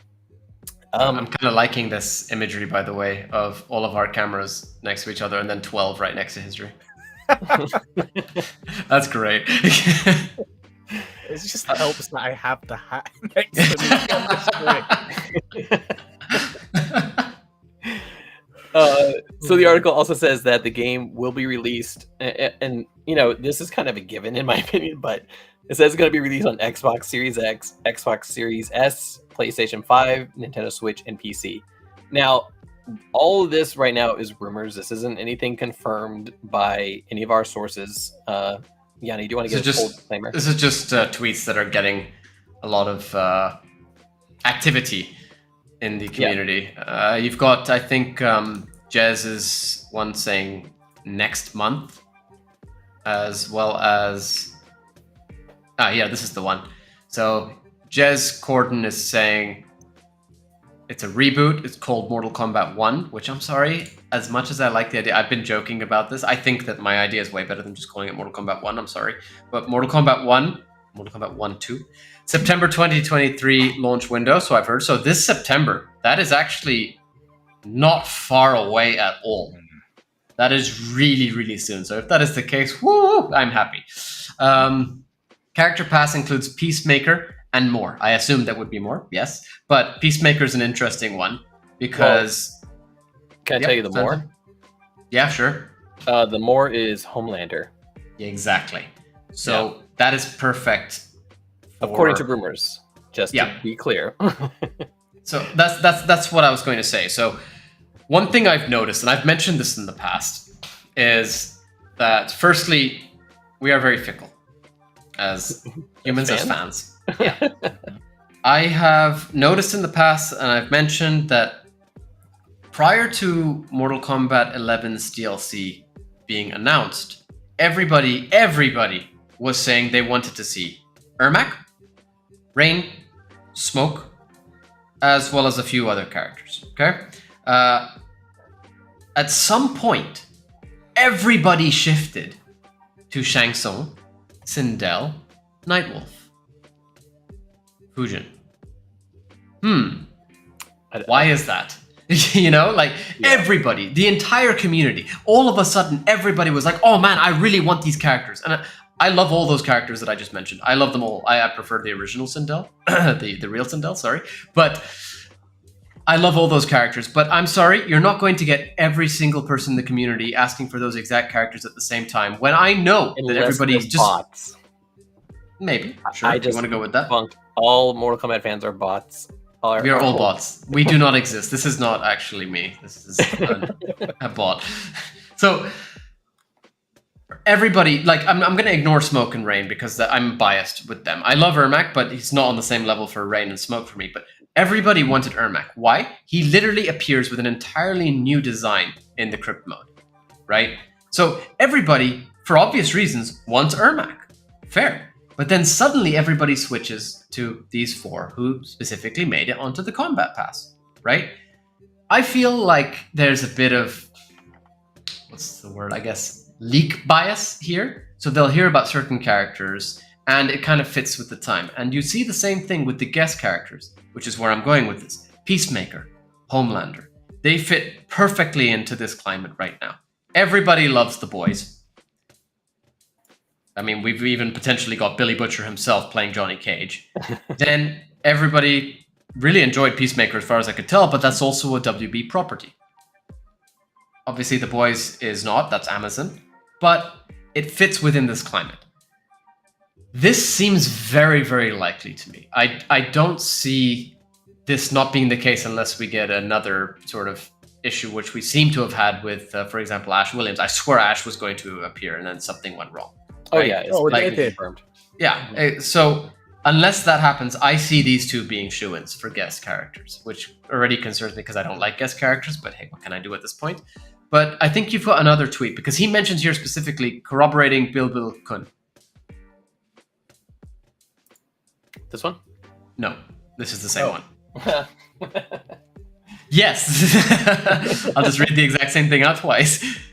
Exclusive upcoming release. This guy is, as far as I'm aware, a retail leaker. Like he'll say the prices and the additions of old games. It's not just Mortal Kombat. So he's got next Mortal Kombat game from NetherRealm Studios. WB Games will be called Mortal Kombat 1. PC, PS5, Xbox Series S, as you just said, basically, Phantom. And if you scroll down a little bit for me, thank you. You got the standard edition prices, as well as a premium price and the collector's edition price, which all seem to be very fitting considering MK11's prices as well. Although, in my opinion, extremely expensive, but fitting. Well, something interesting too is that there's no collector's edition for any of the platforms except for the PlayStation and Xbox, which is on par with what we've seen in the past. So this could be a lucky guess. It could be an actual leak because it lines up with what we've seen in the past. So again, this is not our information. It's just things that we've picked up from the internet for today's episode.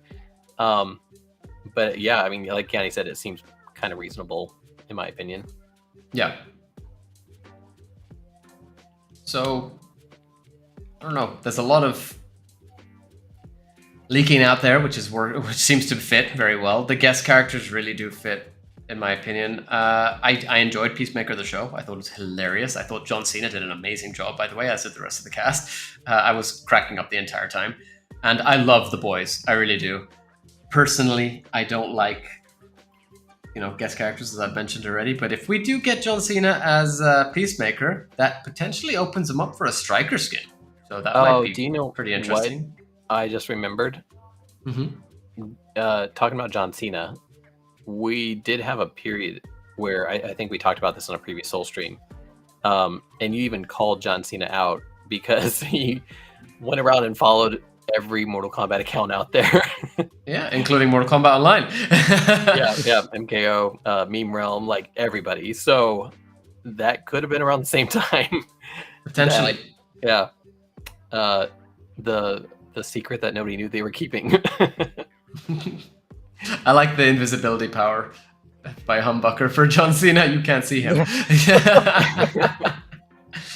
Cyberclark, no PC price at all. At this point in time, considering the release states of the Mortal Kombat PC games, I think that's a blessing in disguise, to be honest. I'm sorry. Another Jedi so Survivor situation.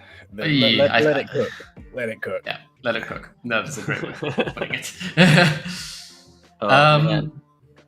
So, I think now is actually a good time to mention again our topic of the day, because we've really already delved into it quite heavily, and that is an MK12 timeline reboot and what this could mean to the overarching narrative of Mortal Kombat. As we have really sort of discussed this already to an extent, but I like it because and I did it on purpose, it ties into our last episode topic with Force Snake, which was the evolution of the Mortal Kombat franchise's different eras and the changes in gameplay and storytelling within them. In this case, we're really just discussing how rebooting would affect the overall narrative. Sorry, apologies for the repeat question, but if this is a new timeline, Raiden will be the most affected character. No powers, no mentor role now. What do you think his role will be? That's a good question. Do you think we'll get a Raiden? I would like to skip him. I know that's blasphemy, but I think Fujin deserves some time. Yeah, or Kid Thunder. I love Raiden. I really do. Like, he's the reason I put a straw hat on every single character I make in character customization games. But I would love to see Fujin get a heavier role. But even at this point in time, Liu Kang is most likely going to get a heavier role than Fujin himself. Hold on. I just had a quick little trivia for history. Do you know where or what is your knowledge of Kid Thunder from Mortal Kombat 2? Like, how did this happen? I've never dived deep enough into that hole, actually. We did. On our last Realmcast episode with Carlos Pacina. Because my understanding was, like, growing up, was that somebody's nephew was actually in the studio and they just dressed him up in Raiden gear, threw him out there, and made him Kid Thunder. We got an answer. Yanni, do you remember what Carlos told us? Go for it. I remember, but this is your topic. I'm just excited. I love Kid Thunder. Go for it. So Kid Thunder, they just took the sprite of Carlos from what he can remember. He doesn't remember anybody actually coming to the studio, but they took his sprite and just like chibi-fied it, like shrunk it down. And so that's the story of Kid Thunder. Everybody, that's such a simple, like, but I feel like that's like a meme before it became a meme and just exactly. So for everybody who is like, if you like stuff like that, check out the latest episode with Carlos. I'm super excited. I'm voting for Kid Thunder for Mortal Kombat 12. So he could be Adult Thunder. Anyways, I'm sorry, I completely derailed us. All good. Okay, let's get back to the topic then at hand. Yeah. So we've mentioned this a few times already, and we've had a lot of reboots. We've had, if we go from the beginning, we've had the OG trilogy, which continued into the 3D era. No reboots at this point in time. But then Armageddon really had nowhere to go considering the ending of Choice. And as a result, we went back to MK9. Throughout that, we get to see Raiden getting flashbacks of that previous timeline the whole way through. And then we end with a completely different ending to Mortal Kombat 3, I would say. with certain changes having been made the whole way through as well. So, for example, Sub-Zero is now cyberized instead of Smoke, except that doesn't matter because everybody pretty much dies anyway, right? So you have all of this taking place, which is obviously leading into a Revenant storyline with MKX, Shinnok, Quan Chi, who literally appeared in MK9's story mode, as well as Quan Chi being playable. We then have MKX skipping, I think it was 20 years after already being set 2 years after MK9. So 22 years skip, as far as I remember. Is that correct history? Yeah, it's like 20 or 25. It's around that because we cut to like 20 and then there's like an extra 5 years afterwards and we go to 5 years. Okay, gotcha. So we've already had another play with time, I'd like to call it, yeah? Because we're talking time skips or anything just with time here right now. We've then got MK11 reverting time in a way, in the sense that we have a time quake bringing back characters from a different point in time. So we've now got time going back. We've got time just changing up the entire roster because completely different events happen. We've got a time skip, and then we've got characters being brought back or brought forward rather, from a different point in time.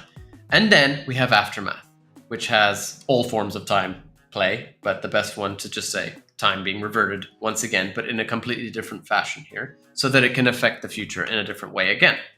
So we now have MK12 doing it yet again. And this is where I think that time skip fatigue is coming in, which is why we keep all saying Hourglass needs to go. There's no question about that in this chat at this point. But what I'd like us to sort of focus on really is all of these time skips, or just playing with time in general, and how it's affected the overall story of Mortal Kombat. For example, just one example here being OG trilogy, being Liu Kang was the main protagonist, and then we kind of lost a real protagonist and kind of jumped into Shujinko and Taven, etc. But then with MK9, Liu Kang dying pretty much, we have Cassie Cage, for example. So like that's what I've got on the topic pretty much. So what sort of things can we talk about with how this approach to time has changed the narrative of the game? It's funny you say that. I'm actually working on a literal video discussing it, talking about whether or not we need another reboot. Is it needed for the franchise? And the crazy thing is that I'm in the mindset of yes and no in many different instances. And here's the thing, right? I don't, because we're talking about like time travel and so much like basically time travel fatigue. I'm on like on another level as a Terminator fan and being forced to watch the first 10 minutes of Dark Fate, and I'm like, I don't want to see that. I don't want to see this Mortal Kombat basically become the time travel fighter. Like that is not what it needs to be. That's never been its sense of identity, and I think that it should stray as far away as possible for that, regain its sense of identity. I think with time travel on the table, there's a lot of ideas to play around with. Like, there's characters who have died off screen or maybe included in like character endings that you could bring back. You could bring back all the dead characters from the comic book series or you could just kind of mishmash characters from like the 3D era or any sort of time. Like, it's all up to the writer's will and interpretation. The only thing that's limiting them at this point is their own creativity. The only worry I have when it comes to opening up this Pandora's box of freedom of choice are the limitations you set, because when it comes to time travel or blending anything in, you have to make the rules for how far you push the needle before it breaks. Because if it breaks and it snaps, then you kind of get an MK11 sort of situation where everything kind of matters, but it doesn't matter. And, you know, it's like with the whole kind of multiversal aspect of it, the inherent nature of it seems kind of cool on the surface because everything's canon, right? Would you guys agree? Yeah, okay. I would. Yeah. Comics aren't canon then. So does the multiversal canon actually matter? That's the problem. That's the problem. Exactly. No clear direction for it. So they need to, like I said, streamline it, have it make sense, because it's a conflict of ideas and you can't change something then reestablish something. And that's not me like throwing jabs at the studio. It's simply me as a fan wanting to see them make something so big and diverse, simple and easy, not just for me to follow, but for newer fans to follow as well. Because I mean, it's why I make the videos I do, because not everyone has the time or the resources to play those games, and it becomes problematic when people can't follow that. Yeah, that is exactly the problem, and it relates right back to the comment that you made on our last Soul stream, where you're like, does that make all my videos pointless? Like, you know, like is anything canon anymore? And that's the biggest issue. Like I've always been somebody who likes the concept of time travel, but it has been done to death at this point, not just in Mortal Kombat, but in just media as a whole. Yeah. There's a sudden trend of time travel, and it's just, okay, it's been done now. Let's move on. You know, we're done here. But if we can get a full-on reboot, which would mean there is no more time travel, and NRS or WB or whoever it is gives up this concept of a multiverse existing, and we just get that one universe of Mortal Kombat again. Because as you said, that is not the main, that has never been the main identity of Mortal Kombat. For me, the identity was always mysticism with martial arts and cool abilities, you know what I mean? As well as this random thrown together mishmash of characters of all types. You know, you got cyborgs with old school ninjas, with military characters, with this, that, you know, like random species from different realms. The realms was a big part of that identity, not the multiverse, not the different timelines, not the different worlds. That is where things went too far, in my opinion. Because, like, as much as I enjoy, like, the new characters they introduced, I like the new generation of characters, minus Shaggy. The beauty of Mortal Kombat and the 3D era in itself, whilst I'm not a fan of it because I feel like there was a lot of good ideas that were never properly explored or utilized, the world building in that is phenomenal. Like, they did so much where it's like, how I phrase this? It's like they did so much so well, and it came at the sacrifice and like the suffering of the characters on the roster itself, because not every character was flourished or even really came back up until Armageddon, but the world building was amazing. Like, they did so much with it. They really did. You had characters getting proper backgrounds and everything. And that's one thing that I really did miss about MK. Well, I guess in MK11, we lost the bios. And those were such an integral part of the game for me. I used to literally just sit there, like, for hours. I know it sounds ridiculous, but I'd just sit there reading them. Like, I loved it. This was such a cool thing. In fact, MK9's crypt was one of the coolest things ever, because you were literally, you know, in this room where you could see the characters, their designs. You could choose their primary or their alternate. You could see how they were battle damaged and, you know, pristine. You could read all about them. They had another extra bio on the alternate outfit too. And it taught you so much about the world. Yep, it served as an origin as well for the Mediterranean War Cult with Johnny's energy, which was never really properly tapped into, and it became a main plot MacGuffin for MKX. Like, it's exactly the smallest thing. It's just as you said, there's amazing world building there. There's so much potential and everything, but then it needs to be done right.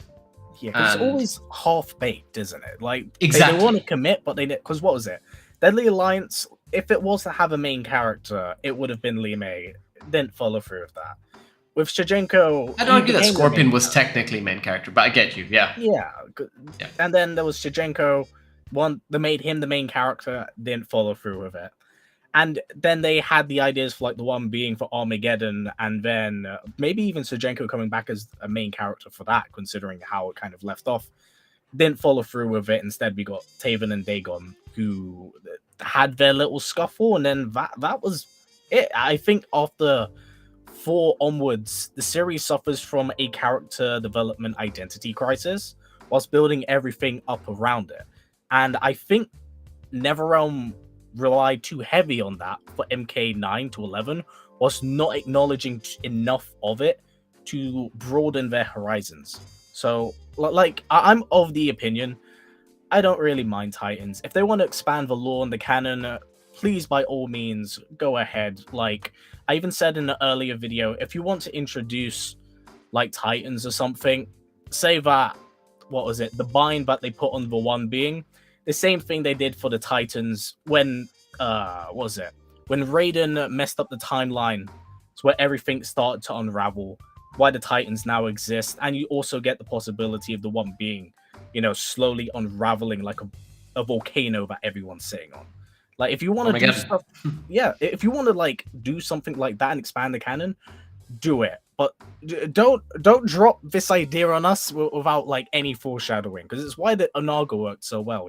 He got foreshadowed in Deadly Alliance. The Perfectly. of Deadly Alliance was based around his army, not specifically him. So by the time he arrives, you're like, oh, okay, that we're actually getting somewhere with this, which is, I guess, kind of why Armageddon in itself is kind of disappointing, because you kind of had the setup for the one being, and there was so much kind of lurching on that, and we ended up getting Blaze instead, which I love Blaze. I think he's really cool, but I'm just like, this is a left field turn. What is it about trilogies and in this franchise and not committing to what they lay out? Mm-hmm. Yeah. And sorry, Phantom, I know you want to say something now, but I just want to say very quickly, you brought up a comment by Jolly's Man, and this is exactly what we're saying.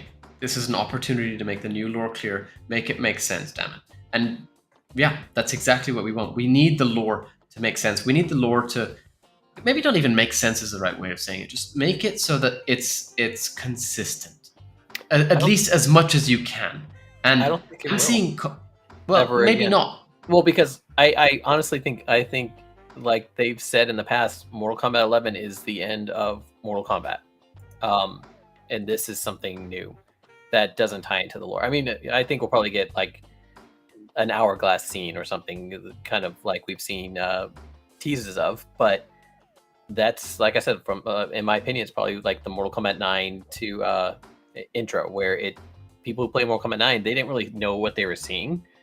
And it didn't matter because it didn't tie into the story after the resets happened.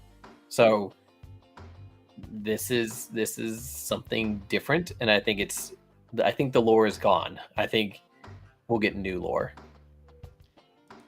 That's so concerning, because I'm reading on Twitter and I mean other places where some people have the opinion that fighting games don't need lore.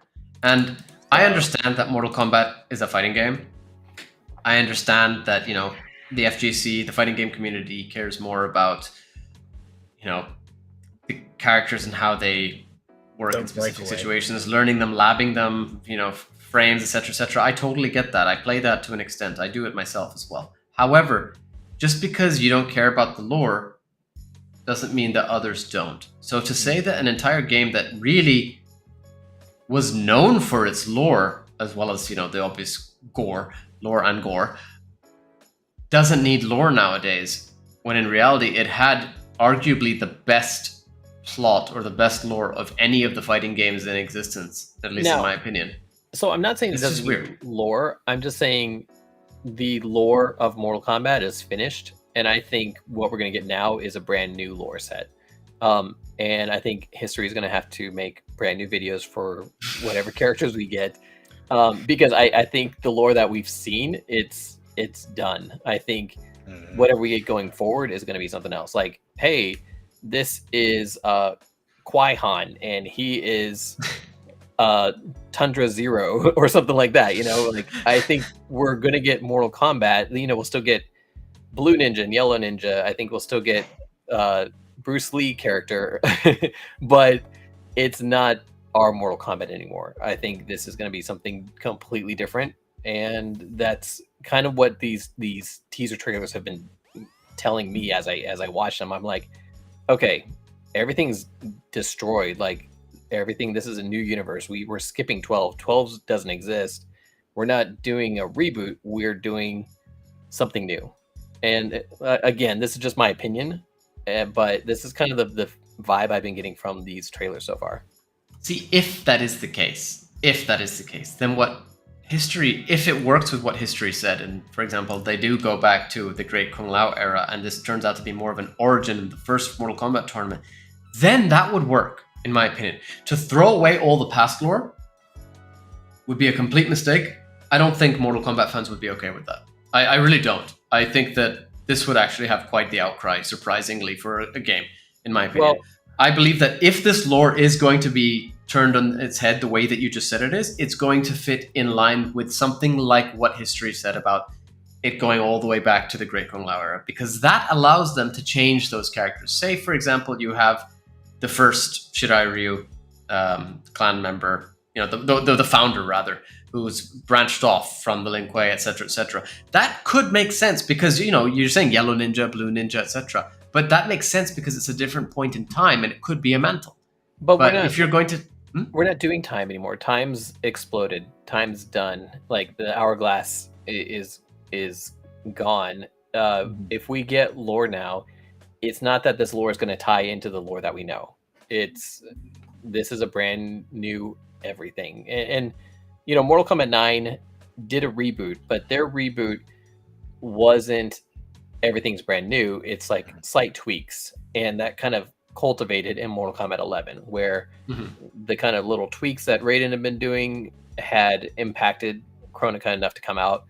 Mortal Kombat 12/1 is skipping 12. This is not Mortal Kombat 12. This is not a continuation of that story anymore. This is something brand new, in my opinion. Again, so we could be getting, we could be getting the first tournament, but it doesn't mean that the first tournament is going to be introducing characters that we know or characters that tie into the lore that we know. Like, I think we're going to get a brand new lore set. I think a good way of putting it is reestablish but trim away. And we get a lot of the older stuff, but maybe now we're in that era of like, what did we like from the previous timeline that we kind of want to reuse, maybe repackage? And what stuff do we want to like throw out completely that we didn't like or enjoy? What works, what doesn't work? That's why I even said earlier of like the mishmash of ideas, right? This is the perfect groundwork to set an absolutely new foundation whilst keeping its origins relatively similar, but just different enough that it's fresh and something newish for fans, but familiar. It's why I said like the requel aspect, it's like the foundation's the same. I'm with you, History, completely. I feel like to answer it, or rather to retort to what Timo is saying, the best way is to go with a sort of balance. Phantom, you're saying that everything needs to go out the window, and maybe you're right with the whole explosion of time, sure, but if we're going to go down that line, that doesn't mean that we have to throw everything out the window. There are still going to be some consistencies here, as History just said. You have the groundwork. You have things from the past, which they're not going to throw away. Just the fact that even you said, Phantom, specifically, there might be a blue ninja, there might be a yellow ninja. That means that there is that foundation they are continuing with. And if they're going to be a blue ninja and a yellow ninja, you're most likely going to assume that there's going to be some form of clans. Lin Kuei, Shirai Ryu, maybe. But it depends where they stop with those foundations, really. Yeah, and this kind of gives, if they did something like this, it would give them the opportunity to use characters that fans enjoy. Like, you could have Kenshi and Takeda in there, and they could be the same age and fighting against each other, and not have the father-son relationship. They could just be characters with their own backstories. So it kind of gives you the opportunity to reuse things, like trim the fat. And there's a really interesting question up here. And you do want to read that out for anybody? How does Onslaught factor into all of this? Its own plot is kind of in line with the new trilogy, but also not. But kind of is. It's weird. History, have you been looking at all into Onslaught's story? So I haven't at all, and that's largely because I'm waiting for kind of all of it to drop so I can then play through it and then like do a full-on review. But in just a quick response to that, multiverses, baby. Yeah. It doesn't really matter, but kind of does. I think Onslaught is like the last remnant of the Mortal Kombat 11 multiverse. I was gonna say Yanni's hope there. I have to do that, but still, it's Yanni's last hope to play as Jackie. Yes, my favorite character. So, and you know, any chance he gets, man. and I think, you know, I kind of think they're still going to use the multiverse in things like that. Like you have multiverse in Onslaught. You have it in Mortal Kombat Legends, Snowblind, for example. Oh shoot! Spoiler alert. But yeah. So this is still something that's usable, but as far as the video game line, this could be its own thing. And from here on out, you know, we're getting a brand new Mortal Kombat, new tournament, same characters but new characters. Yeah, I like the Omni-Man suggestion there. From Delia. Cool. Although very Homelander-esque. Yeah, that's what I was thinking. Yeah. Yeah. You know, I That's will still really say cool. it is quite funny. We brought that up in chat because I picked up the entire collection of this. No way. Oh, Yeah, I literally have all 3 volumes right next to me. It came of like 4 days ago. That's a weird wow. coincidence. Yeah, time to get on the tinfoil hat. Something's happening. yeah. He's ready there for me, man. It's non-stop. That's a good follow-up. So basically, Onslaught is Malibu comic style thing. That's interesting, actually. That's a cool take on it. Yeah, I like that. I mean, even Mortal Kombat X is a Malibu comic style thing now because comics aren't canon. So I don't know. So Edinator says they will live again in my new era. That a quote from Liu Kang, saying that he was going to restore a lot of them. You know, kind of like that theory, my theory that I mentioned earlier. This isn't you guys' theory. This is my theory. Okay. It could be that, you know, Liu Kang has tried to get it right so many times that finally he just destroys everything. You know, Kronika was in that same boat. She was trying to make it work the way that she wanted it to, and it never really would. And so then she decided to step in. Liu Kang, he's not going to do the same thing that she did. So maybe he step back. Yeah, exactly. Like blow it up and let it land where Bicycle kicks the hourglass. That'd be amazing. By the way, this is another example. It's off topic kind of, but this is another example of what I mean by recency bias with DLC characters. Ali Krasniki. I want to see Kratos too. That would be crazy. On one hand, I agree with you. He would actually be a really cool guest. But people are literally now just asking for Kratos because that was a recent game. You know what I mean? It's interesting. Oh. Yeah, you would definitely like Kratos in the game.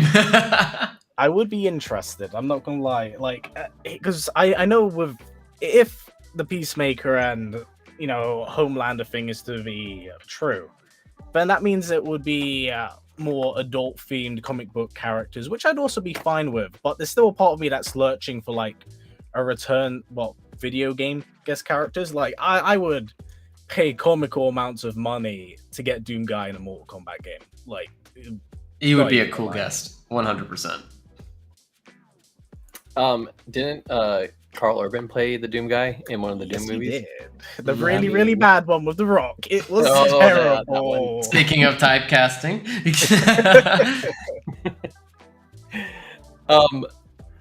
Yeah, I hate guest characters, but the one thing I did love about Kratos was that whenever you played as Kratos, you played as Kratos similar to God of War. You know, like you had your different inputs and stuff that would work more like God of War would, where rather than some of these other characters like Freddy, which I enjoy playing as Freddy, but his moveset was, you know, down towards punch and things like that. Like it's Mortal Kombat moveset. So he was such a unique character that I would love to see him come back. Yeah, because what was it? He had the Blade of Olympus, and he would stab you with it, and that would then prompt like a quick time event where you'd be able to press the buttons corresponding with what was on screen. He's genuinely an extremely unique character in that instance, like gameplay wise. Despite the fact very well. Yeah, it's a shame though, because he was like tournament banned for being Xbox exclusives. Exclusive, sorry. So Xbox was the main format for Mortal Kombat 9, which is why no one ever really sees much of him. That is a shame. That's one of the issues that really comes in with console exclusive characters. So hopefully we see less of that. I hope so. Else the only receded memory of a crossover game for that character is going to be Kratos dancing in Fortnite on Xbox, which is a haunting image. And then you'll get people saying, "Hey, look, it's the guy from Fortnite." I hate those words. Actually, Sinklon just mentioned, what about John Wick, Punisher, and Hellboy? Firstly, Kano has specifically said he doesn't want any of his characters in Mortal Kombat. But secondly, I'm pretty sure that was actually about John Wick. Hey, that's the guy from Fortnite. Yeah. Comment. I'm rewatching Breaking Bad, and I recently heard somebody yell out, "Hey, isn't that Walter White from Fortnite or something like that?" And I was like, "Oh my what? God. What?" Actually, Yeah. Speaking of we mentioned, well, DLC now. Ali Krasniki. I think Ash Williams should come this time as DLC. I actually didn't what's his name? I'm forgetting his name now off the top of my head. Oh, the guy that played Ash? Yeah. I would have told you if you hadn't. Now that I said that, you can't get Bruce it. Campbell? Yeah. Bruce something. Yeah. What is Bruce it? Campbell. Yeah, there we go. Yeah, cool. Didn't he specifically say that Ash Williams deserves his own game and he doesn't want to see him as a guest character in another game? Just recently? Yeah. I'm sorry I forgot to bring that article, but yeah, he said he was in talks to have Ash in Mortal Kombat because they asked him about it. They asked him about it every once in a while, and he said, I think it would be nice if Mortal Kombat characters showed up in Ash's game. Ash Williams needs his own game, and I agree. Yeah. Let Mortal Kombat guest on other characters. Stop bringing guests into MK.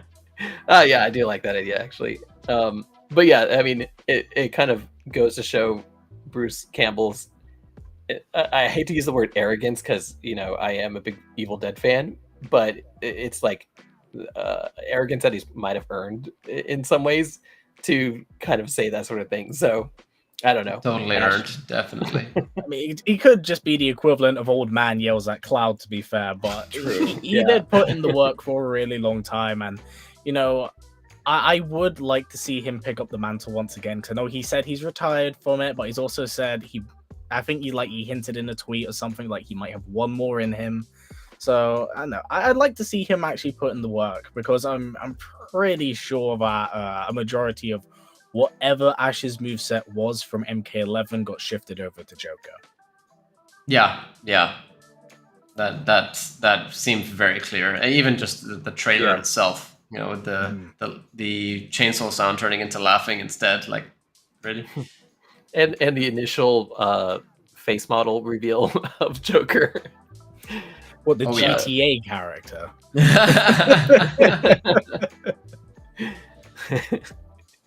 We had quite a rough time with MK11 DLC, didn't we? I was so happy with Rain. Like that made MK11 for me in the end. I got Rain, I got Scarlet, I was happy. You see, I was only bargaining for one character, and I was like, man, it'd be really nice to see Takeda in this game, and it looks like I'm not gonna get him at all. But at least by the end of the lifespan, I realized before everyone else managed to pick up on it, Kodal busted. So I inflicted that on people all across Europe for a very, very long while. Wait, what did you say? Kodal what? Kodal was broken. Oh. Yeah, so I found out all of the Kotal Khan dirt before everyone else did. There he is. Weird. I'm not used to seeing his head on his shoulders these days, but even then, I found out all of that stuff, and now a lot of people have jumped on it. But yeah, no, that character's nuts. If only that spilled over to him and his lore. Yeah. Yanni, what else do we got? Well, we got a question from Humbucker. Oh, the Snowblind question? Yeah. Go ahead and read it. No, that's a different that's one. What were your thoughts on Scorpion's spawn-like characterization in Snowblind, and would that make for a good role in the game, like Warden of the Netherrealm, I guess? Now, we actually brought this up with Jeremy Adams himself, I think. I think we even specifically said he seemed very Spawn-like or Batman-like. Do you remember which one it was? I think Spawn-like, yeah. Yeah, because it was definitely a Spawn look in appearance, for sure. I liked that take on him, but I felt it was very fitting for that specific performance. I'm not sure if it would be the right approach for him at all times. I feel like if we're going to get that kind of Scorpion, it needs to build up to that rather than just come out of nowhere. He needs to be an angry man first. You know what I mean? Yeah, especially if we're rebooting. Jeremy kind of, I think if I recall right, he mentioned, I'll have to go back and watch our own episode, but he kind of mentioned how the character was supposed to be the, we had Sub-Zero at his older age. And so they decided to make Scorpion at an older age and kind of experiment on how they would make him. And a lot of the ideas came from some of the other guys that were working on Snowblind, like concept designers and stuff like that. History, what did you think about Scorpion, old man Scorpion? So, truth be told, I actually haven't watched Snowblind. The last one I watched was Defenders of the Realm, and I'm so sorry. Yeah, hence why, because I know what came out after that was also the Injustice adaptation, and that was also quite bitter from what I heard about it. So I was like, I'm gonna go away, because that's roughly around the time I also did start covering God of War, and I was like, I'm gonna go on my Mortal Kombat break for a bit, and then when I come back, I'll eventually watch it. Which, I do. Again, it's nice to hear good things from an animated Mortal Kombat movie. You'll enjoy it. I genuinely think Mortal Kombat works spectacular in animation. I really like Scorpion's Revenge. Again, it's something we've seen 1,000 times before, but the fact I get to see like Scorpion actually chop people up into hamburger meat is like comical in the most literal sense. And at this point, I know he's working on like another movie, I think with Johnny Cage. So I probably might end up binge watching it or actually, reviewing it properly, because I feel like after, how much I've heard about Snowblind, it deserves a video in itself. Definitely. Snowblind was a lot of fun. Very different, but was really good. I really liked how I'm not going to spoil anything for you, although I'm pretty sure you've had so much spoiled for yourself already. But you can see that he really did get into the lore of the characters. He did his research to make this happen. And you can tell as well that he was not constrained in the same way that he was with Defenders of the Realm, which was 100% rushed. He straight up told us that they had to cut so much from it, and that was clear. So you're not going to have the same issue with Snowblind that everybody did with Defenders of the Realm. He had the same issues with it, and he wrote it. You know what I mean? So I think you're going to have a really good time with that one. No, I look forward to it. Like I said, I like seeing more Mortal Kombat. And, we talk about Defenders of the Realm, but there's also other forms of Mortal Kombat media in the screen that is, like, way worse. So, yeah. No way. I look forward to watching it. I'm jealous that you get to watch that for the first time again. Oh. So, I'm just thinking now, with Mortal Kombat 12, we've already mentioned we have all these trilogies of sorts, and we've just had 9, X, 11. We're moving into 12, which is technically apparently 1, if the leaks are to be believed, which is, I don't know, I feel like joking around that it could just be 13 as well, because we're skipping an entire game at this point. But what happens here? Do we consider this a new trilogy? Or do we consider this an entirely new approach to the games rather than trilogies being the case anymore? That's a weird one, because again, it's going in on the assumption that any of us are right. But in any instance, if we are going to commit to a trilogy and we're going to set up like a big bad, the obvious one is to go with Onaga. Maybe have that be the finale of the trilogy. But I've always kind of had, again, we're going to whack this thing. For good luck. If we're gonna like reestablish some older ideas, and we want to get rid of the Hourglass, by all intents and purposes, have Hourglass Liu Kang go up against one being infused Onaga. Have that be the thing that breaks the Hourglass. That could be cool if it's not broken prior to that. Yeah. Like it's one way of excluding it and bringing in older ideas again. Again, we're talking like settling like a new established lore ground for the canon. You know, it gives a new foundation for it to be worked on, and I think that's an avenue and a way out to make also things kind of matter and not have like an instant reset button at your hand. Yeah, Edo has a comment here that we've all been commenting on for a while. Can you bring that up quickly, Phantom? MKX, who's next? MK11, you're next. MK12, what's next? I think it's more of a when's next at this point. I think it's, what time is it? 11:45. Going back to your question about trilogies, do we think this is the beginning of a new trilogy? I don't think any of the trilogies were intended to be a trilogy. Yeah. I you know, like we were talking about earlier with the 3D era, like every Mortal Kombat game kind of has its direction it's taking us, and then we get these weird turns. Like, you know, Mortal Kombat 2, we're like, oh wow, we're back into like this mystical, weird, otherworldly scenario, and it's like, oh, now we're on the streets of Chicago.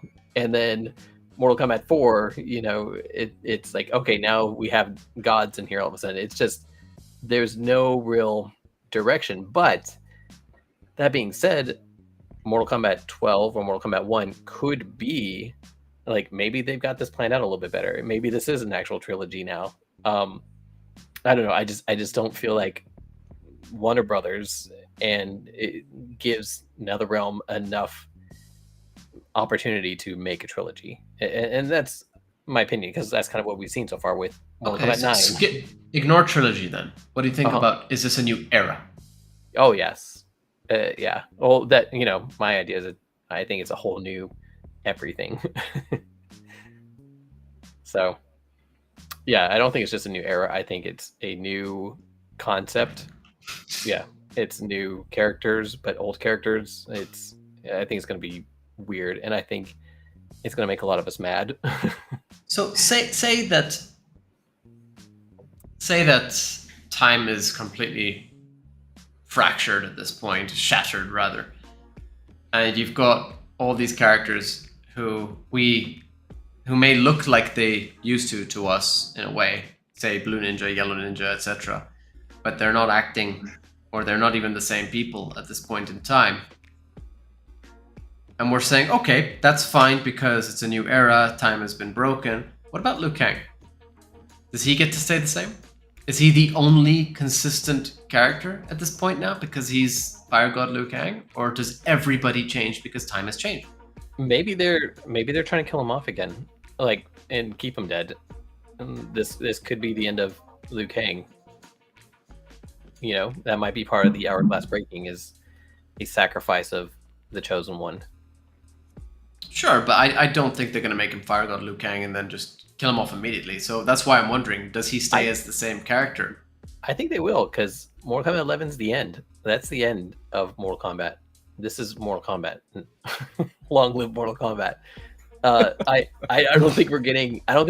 Shout out to David Craddock. I don't think we're getting Mortal Kombat again. There's no continuation of Liu Kang's story. He fades away he walks in the sunset with Kitana, and what we see next is, I don't even know if we'll see, we probably will, but I don't, like, they might just not even show us Fire God Liu Kang. Again, this is all my opinion, but yeah, I don't think we're getting him anymore. What do you think, History? It'll be interesting. I'm kind of the opinion. It's mostly because, like, when we talk about Liu Kang now, he's associated with the Hourglass. Yeah. He's a combination of literally the Chosen One and a god and a cosmic deity wielding the ability to shift reality at a whim.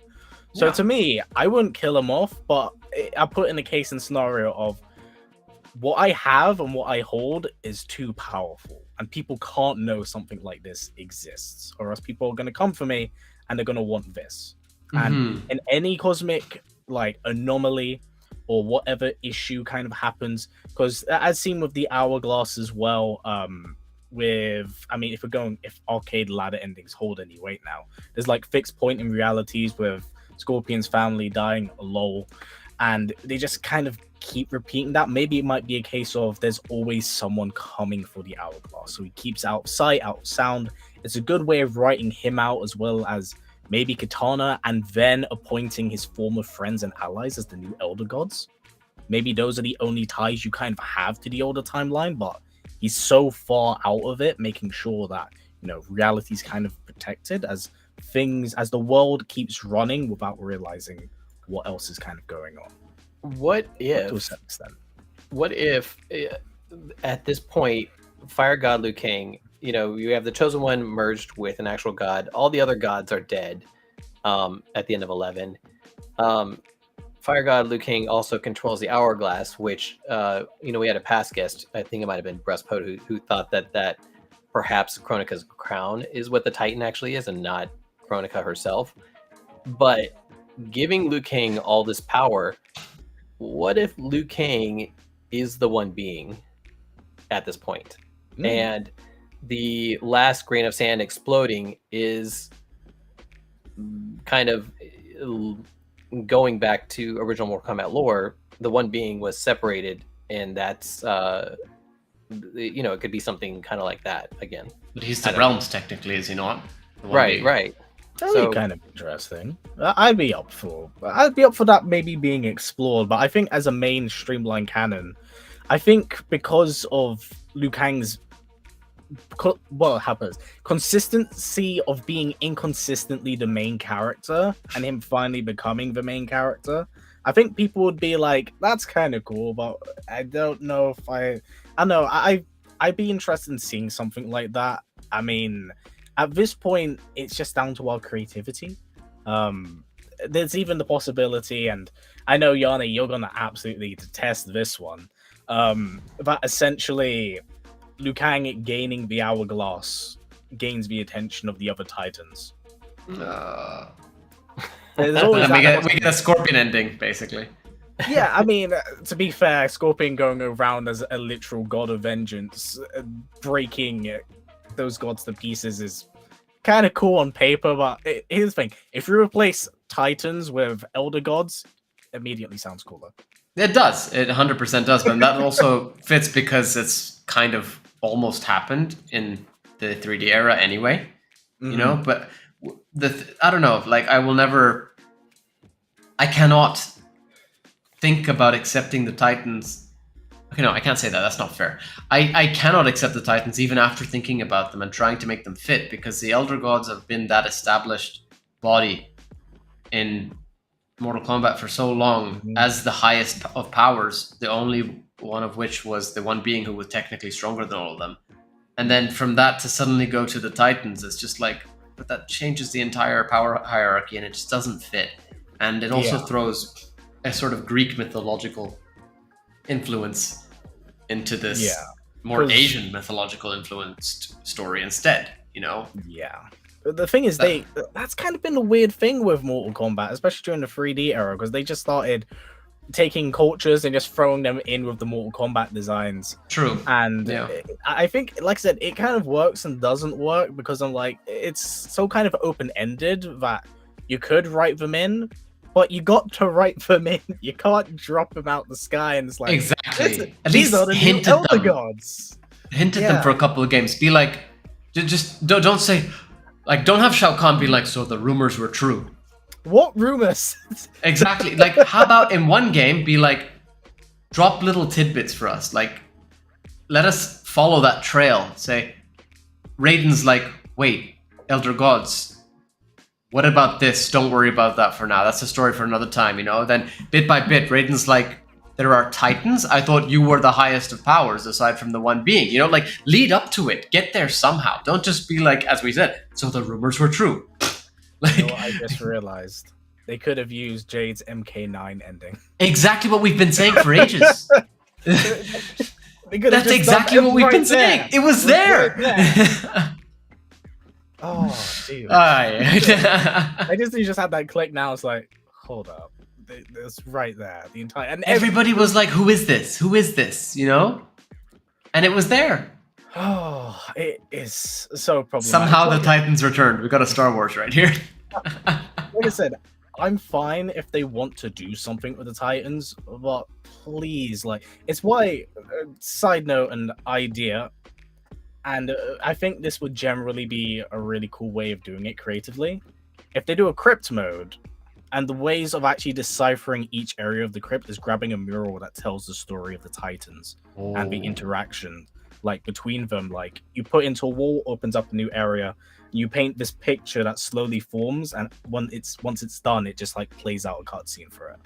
Like I think that's a good way of doing it without detracting from the main story of the game. Like if they want to do that, that would be really cool. All right. Well, I think we dived in a lot deeper than I expected us to. Yeah, there's a lot of ideas, discussion. Yeah, it feels like we're gonna have to have a follow up on this at some point soon. Mm-hmm. Let's see how things go. But that was that was a good continuation, I felt, of our last topic actually, and I'm really interested in seeing where this all goes. I wonder if anything, even one thing that any of us has said is actually going to be true when the time comes, or if we're completely way off the mark. I hope so. Like I said, man, like we've talked about it relentlessly. Like Mortal Kombat's built on like this beautiful foundation and legacy, and it's not that it's ever been like neglected at all, but it's never been tapped into and followed through to the end of it. Like as of right now, the only real character arc that feels genuinely like finished, done, and over with is probably Raiden's and Liu Kang's. Yeah. Like that's as far as it goes. Like, oh, Kitana became Khan. That was a thing, and then she immediately basically loses the role and off the map. Exactly. You know, there's so many issues and inconsistencies of, you know, not to bring up spoilers for anyone who hasn't seen it. Have any of you guys had the chance to see Guardians of the Galaxy 3? I just came back from it right before this episode.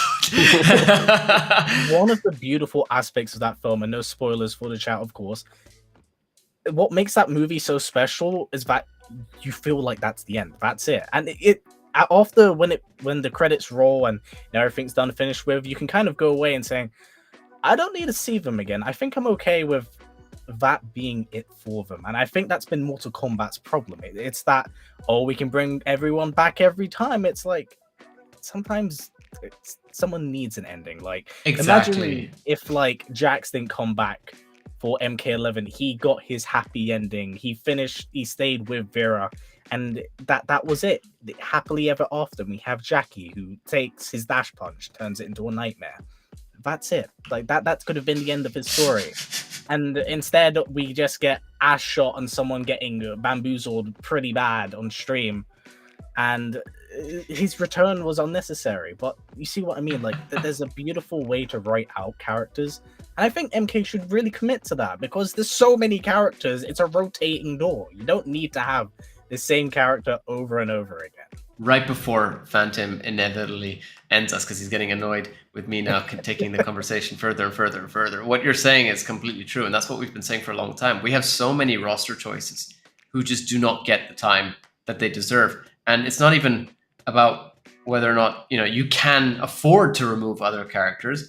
It's about the fact that when do they get their chance? If you have such a set, compact roster who will always be picked, you will only ever be able to bring in 4, 5, 6 characters from previously and then have a certain number of new characters. You need to take those risks, and that's something that the 3D era did so well. They took those risks. They cut out characters entirely for no reason. Just threw in new characters, and it was just like, oh, great, here we go. We've got this character, this character, this character. Let's learn about them too.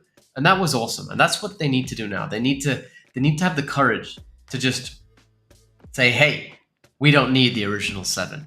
If they cut out the original 7 entirely, I'd be okay with it. Would I prefer to see Sub and Scorp stay, for example? Yes, I would. I'm very partial to the Ninja. But it would be totally fair if they decided to say, hey, no, let's get rid of them. I would be okay with that if it meant other characters on previous rosters actually managed to make a return. And they have that opportunity now with a full reboot of Mortal Kombat, if that is being the case, which is what I'm gathering from, or what we're all gathering from these trailers, from these teasers. They have the opportunity. I want to see them actually take it. I want to see a roster which, I say nobody imagined and which we all imagined, because we have been imagining this roster for a long time. We want these characters who have been missing for so long. We want to see an entirely new roster which we never expected NRS would pick, which we've all picked in our minds. You know what I mean? 100%, man. Phantom. Is the question, do I agree or? No, it is me saying, feel free to lead us out. Well, thank you for everybody for joining us today. To stay up to date with the latest episodes and never really miss a beat of the Realmcast, be sure to like and subscribe us wherever you're watching us. As we said, we're on YouTube, Twitch, Facebook, and the Realmcast airs every month on iTunes, Spotify, Facebook, YouTube, everywhere else. So be sure to join us. We have a lot more discussions, and we are excited to celebrate this franchise of Mortal Kombat with you guys. And be sure to definitely follow History Behind the Warrior. I'm sure a lot of you guys already and are, his tinfoil hat. His stuff is amazing. Even if it might no longer be canon, it still counts. Okay. So, all right. Fun fact before we quickly finish off, I'm letting everyone know I will be remaking those history of episodes, but we're doing every timeline, movies, comics, and everything else. My God. That way, I can't be wrong for the future. we ain't doing that again. Until they say that it never happened. There's an infinite amount of timelines. You're gonna have an infinite amount of videos. Just letting you know. History. Let everybody know where they can follow you. Just because you know all your handles. Thank you very much. Well, before I quickly do that, thank you again for having me on, guys. Super appreciate it. A lot of fun. I hope you enjoyed the tinfoil hat theories, as well as the unbelievably weird commitment to making this prior to the stream. I want to see that hat again. You're not getting rid of it. If you want to follow me on my socials, you can find me on Twitter at HB the Warrior. You can find me on YouTube at History Behind the Warrior. And if you're looking for my Instagram, you can probably find me at HBT Warrior. That might not be the case. I've got two, with one of them I can't access. Either way, follow me there, as I usually post a lot of my esports career on there regarding like commentary and stuff. So you get a little bit of the lore side of things whilst understanding the competitive side of Mortal Kombat and what goes on behind the camera, and not just, me as a player. And I highly recommend that to everybody. I've mentioned that I don't just like the lore, I like the fighting game aspect of it too. And History is the best person you can probably check out to transition from just lore as well also into the fighting game community in some sense. So definitely check out his stuff. He's got some really cool content you need to see if you haven't seen, as we said, not just lore related. And his commentary work really speaks for itself, because he's the one speaking. So, to our listeners, we hope you enjoyed today's discussion. I am here making bad jokes at all points in time for you. We have our next Realmcast episode prepared, but we are seeing how things go with whatever's going on with NetherRealm Studios and Mortal Kombat 12 or Mortal Kombat 1 or Mortal Kombat 1-2. So we're not sure what's happening next, but we will definitely keep you informed via our usual channels. So be sure to keep an eye out for any news from our side as well. Phantom? I'm actually super excited for our next Realmcast episode that I'm hoping we can release. It depends on what's going on with Mortal Kombat 12, but as Yanni said, everything is ready to go. So in the meantime, don't forget Mortal Kombat Online has some other shows that you should check out. There's Survival Saturdays, which is going to be Saturday from 9 to 11 p.m. Eastern Time. Survival Saturdays every Thursday at 9. I'm joking. Thank you again, everybody, for joining us on our 8th Soulstream episode. We really do hope you enjoyed it. Thank you again to History, without his tinfoil hat now at this point in time, for joining us. Really appreciate you joining us again. It has been way, way too long, and we need to do this again at some point, much sooner than 2 years, for sure, next time. To everybody listening, thank you so much for your support, your engagement. Really, we really love having you all here chatting with us. It's been so much fun. It's been very active today, which has been absolutely awesome. So let's try and keep this up for next time as well. Then this was so much fun. I want to do this again. So yeah, like and subscribe, and you can find Yanni and myself, Phantom, on the Mortal Kombat group on Facebook. And you can also find Yanni, of course, on the Mortal Kombat meme realm, which is on Facebook and Instagram. And it's extremely hot right now. We got memes coming out the oven constantly. Kitchen's You can open. also kitchen is definitely open. I'm cooking. You can also join our official Discord channel hosted on MKO Mortal Kombat Online server through the link in the description of this video, where we discuss Mortal Kombat along with you, our listeners. And a special thanks to Uppercut Editions for their continued support. And don't forget the Realmcast is the official podcast of Mortal Kombat Online.